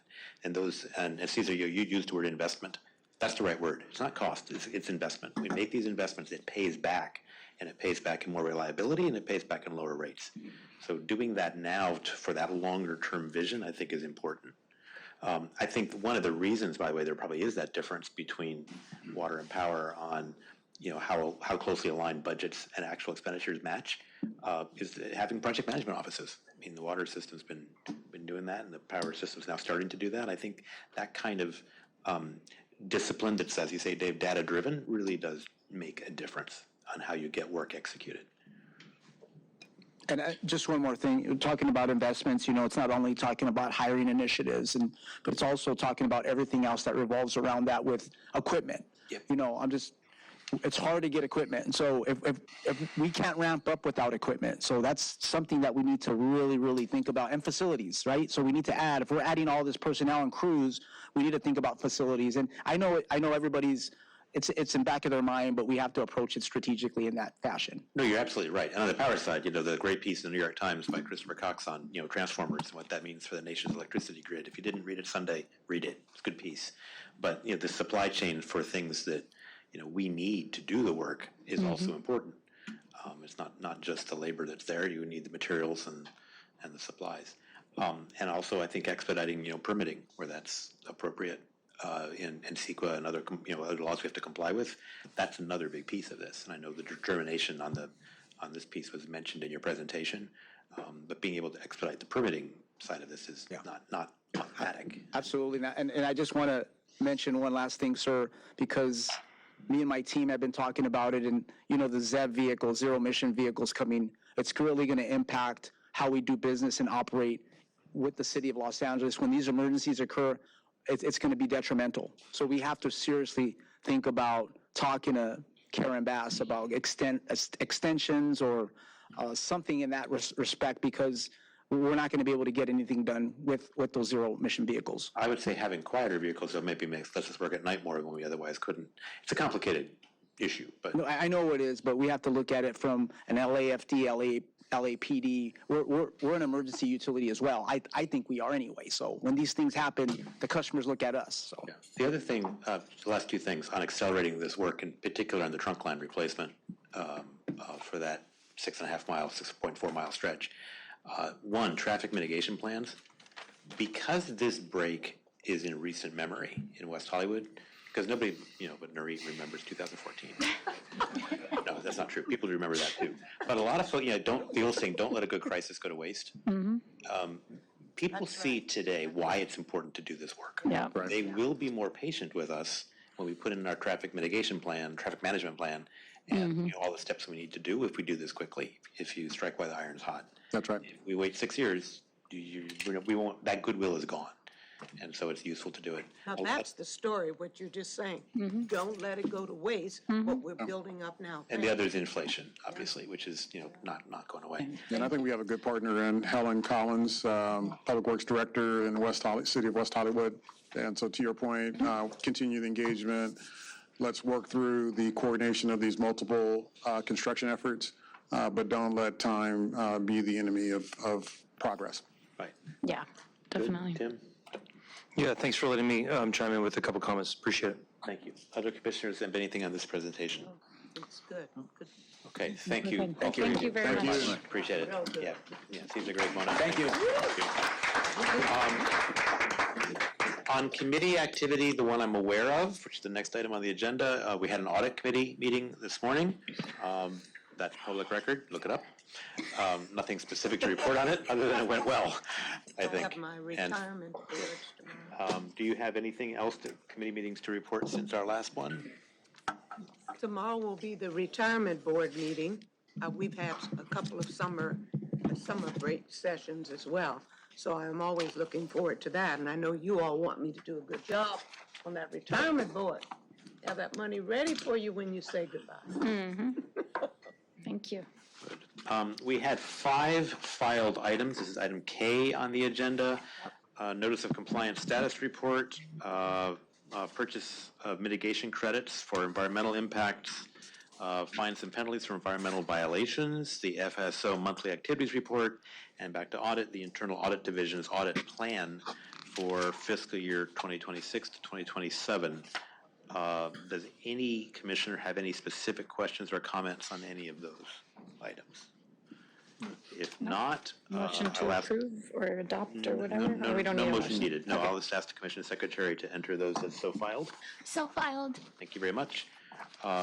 Nothing for future consideration I'm aware of from any commissioner. Thank you. No, sir.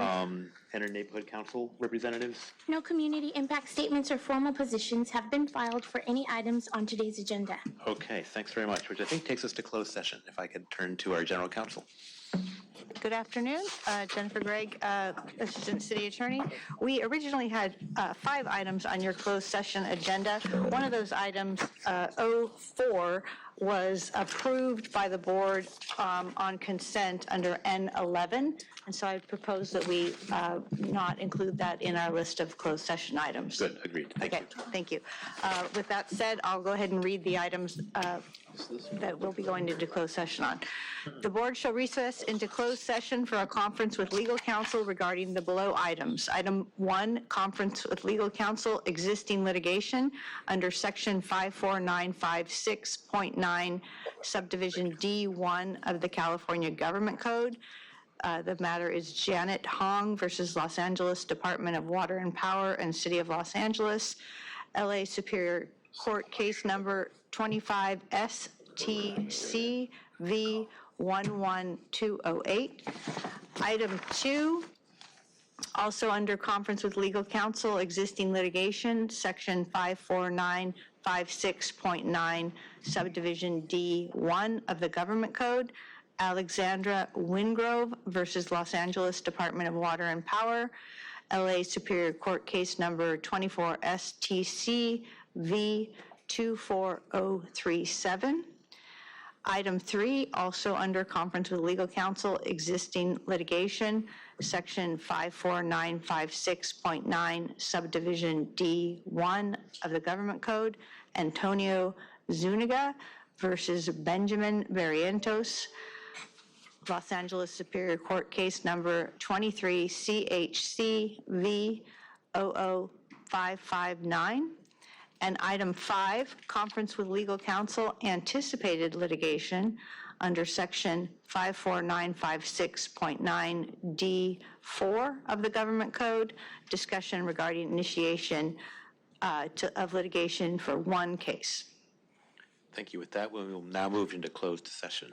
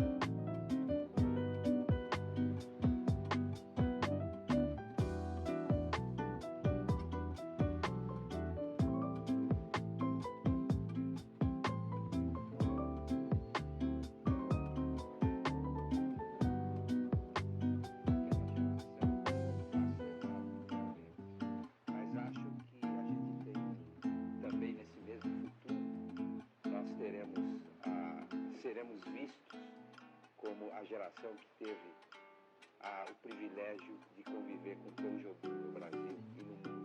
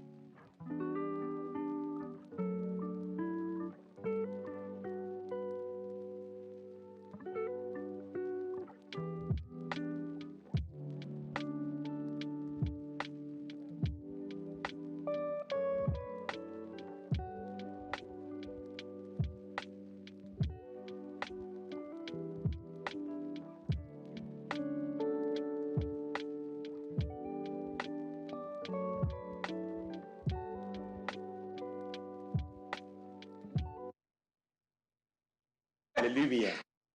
That's amazing.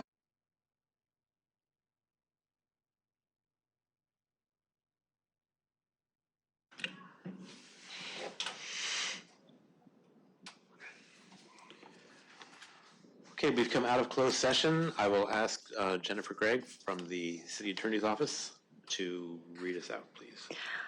The board shall publicly report any action taken in closed session and the vote or abstention of every member present thereon in accordance with section 54957.1 of the California Government Code.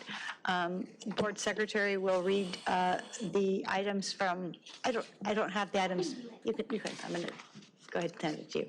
All right, in the matter of item 01, Janet Hong versus Los Angeles Department of Water and Power and City of Los Angeles et al., Los Angeles Superior Court Case number 25-STCV11208, the board consented to the approval of a settlement in the amount of $300,000 with the following votes.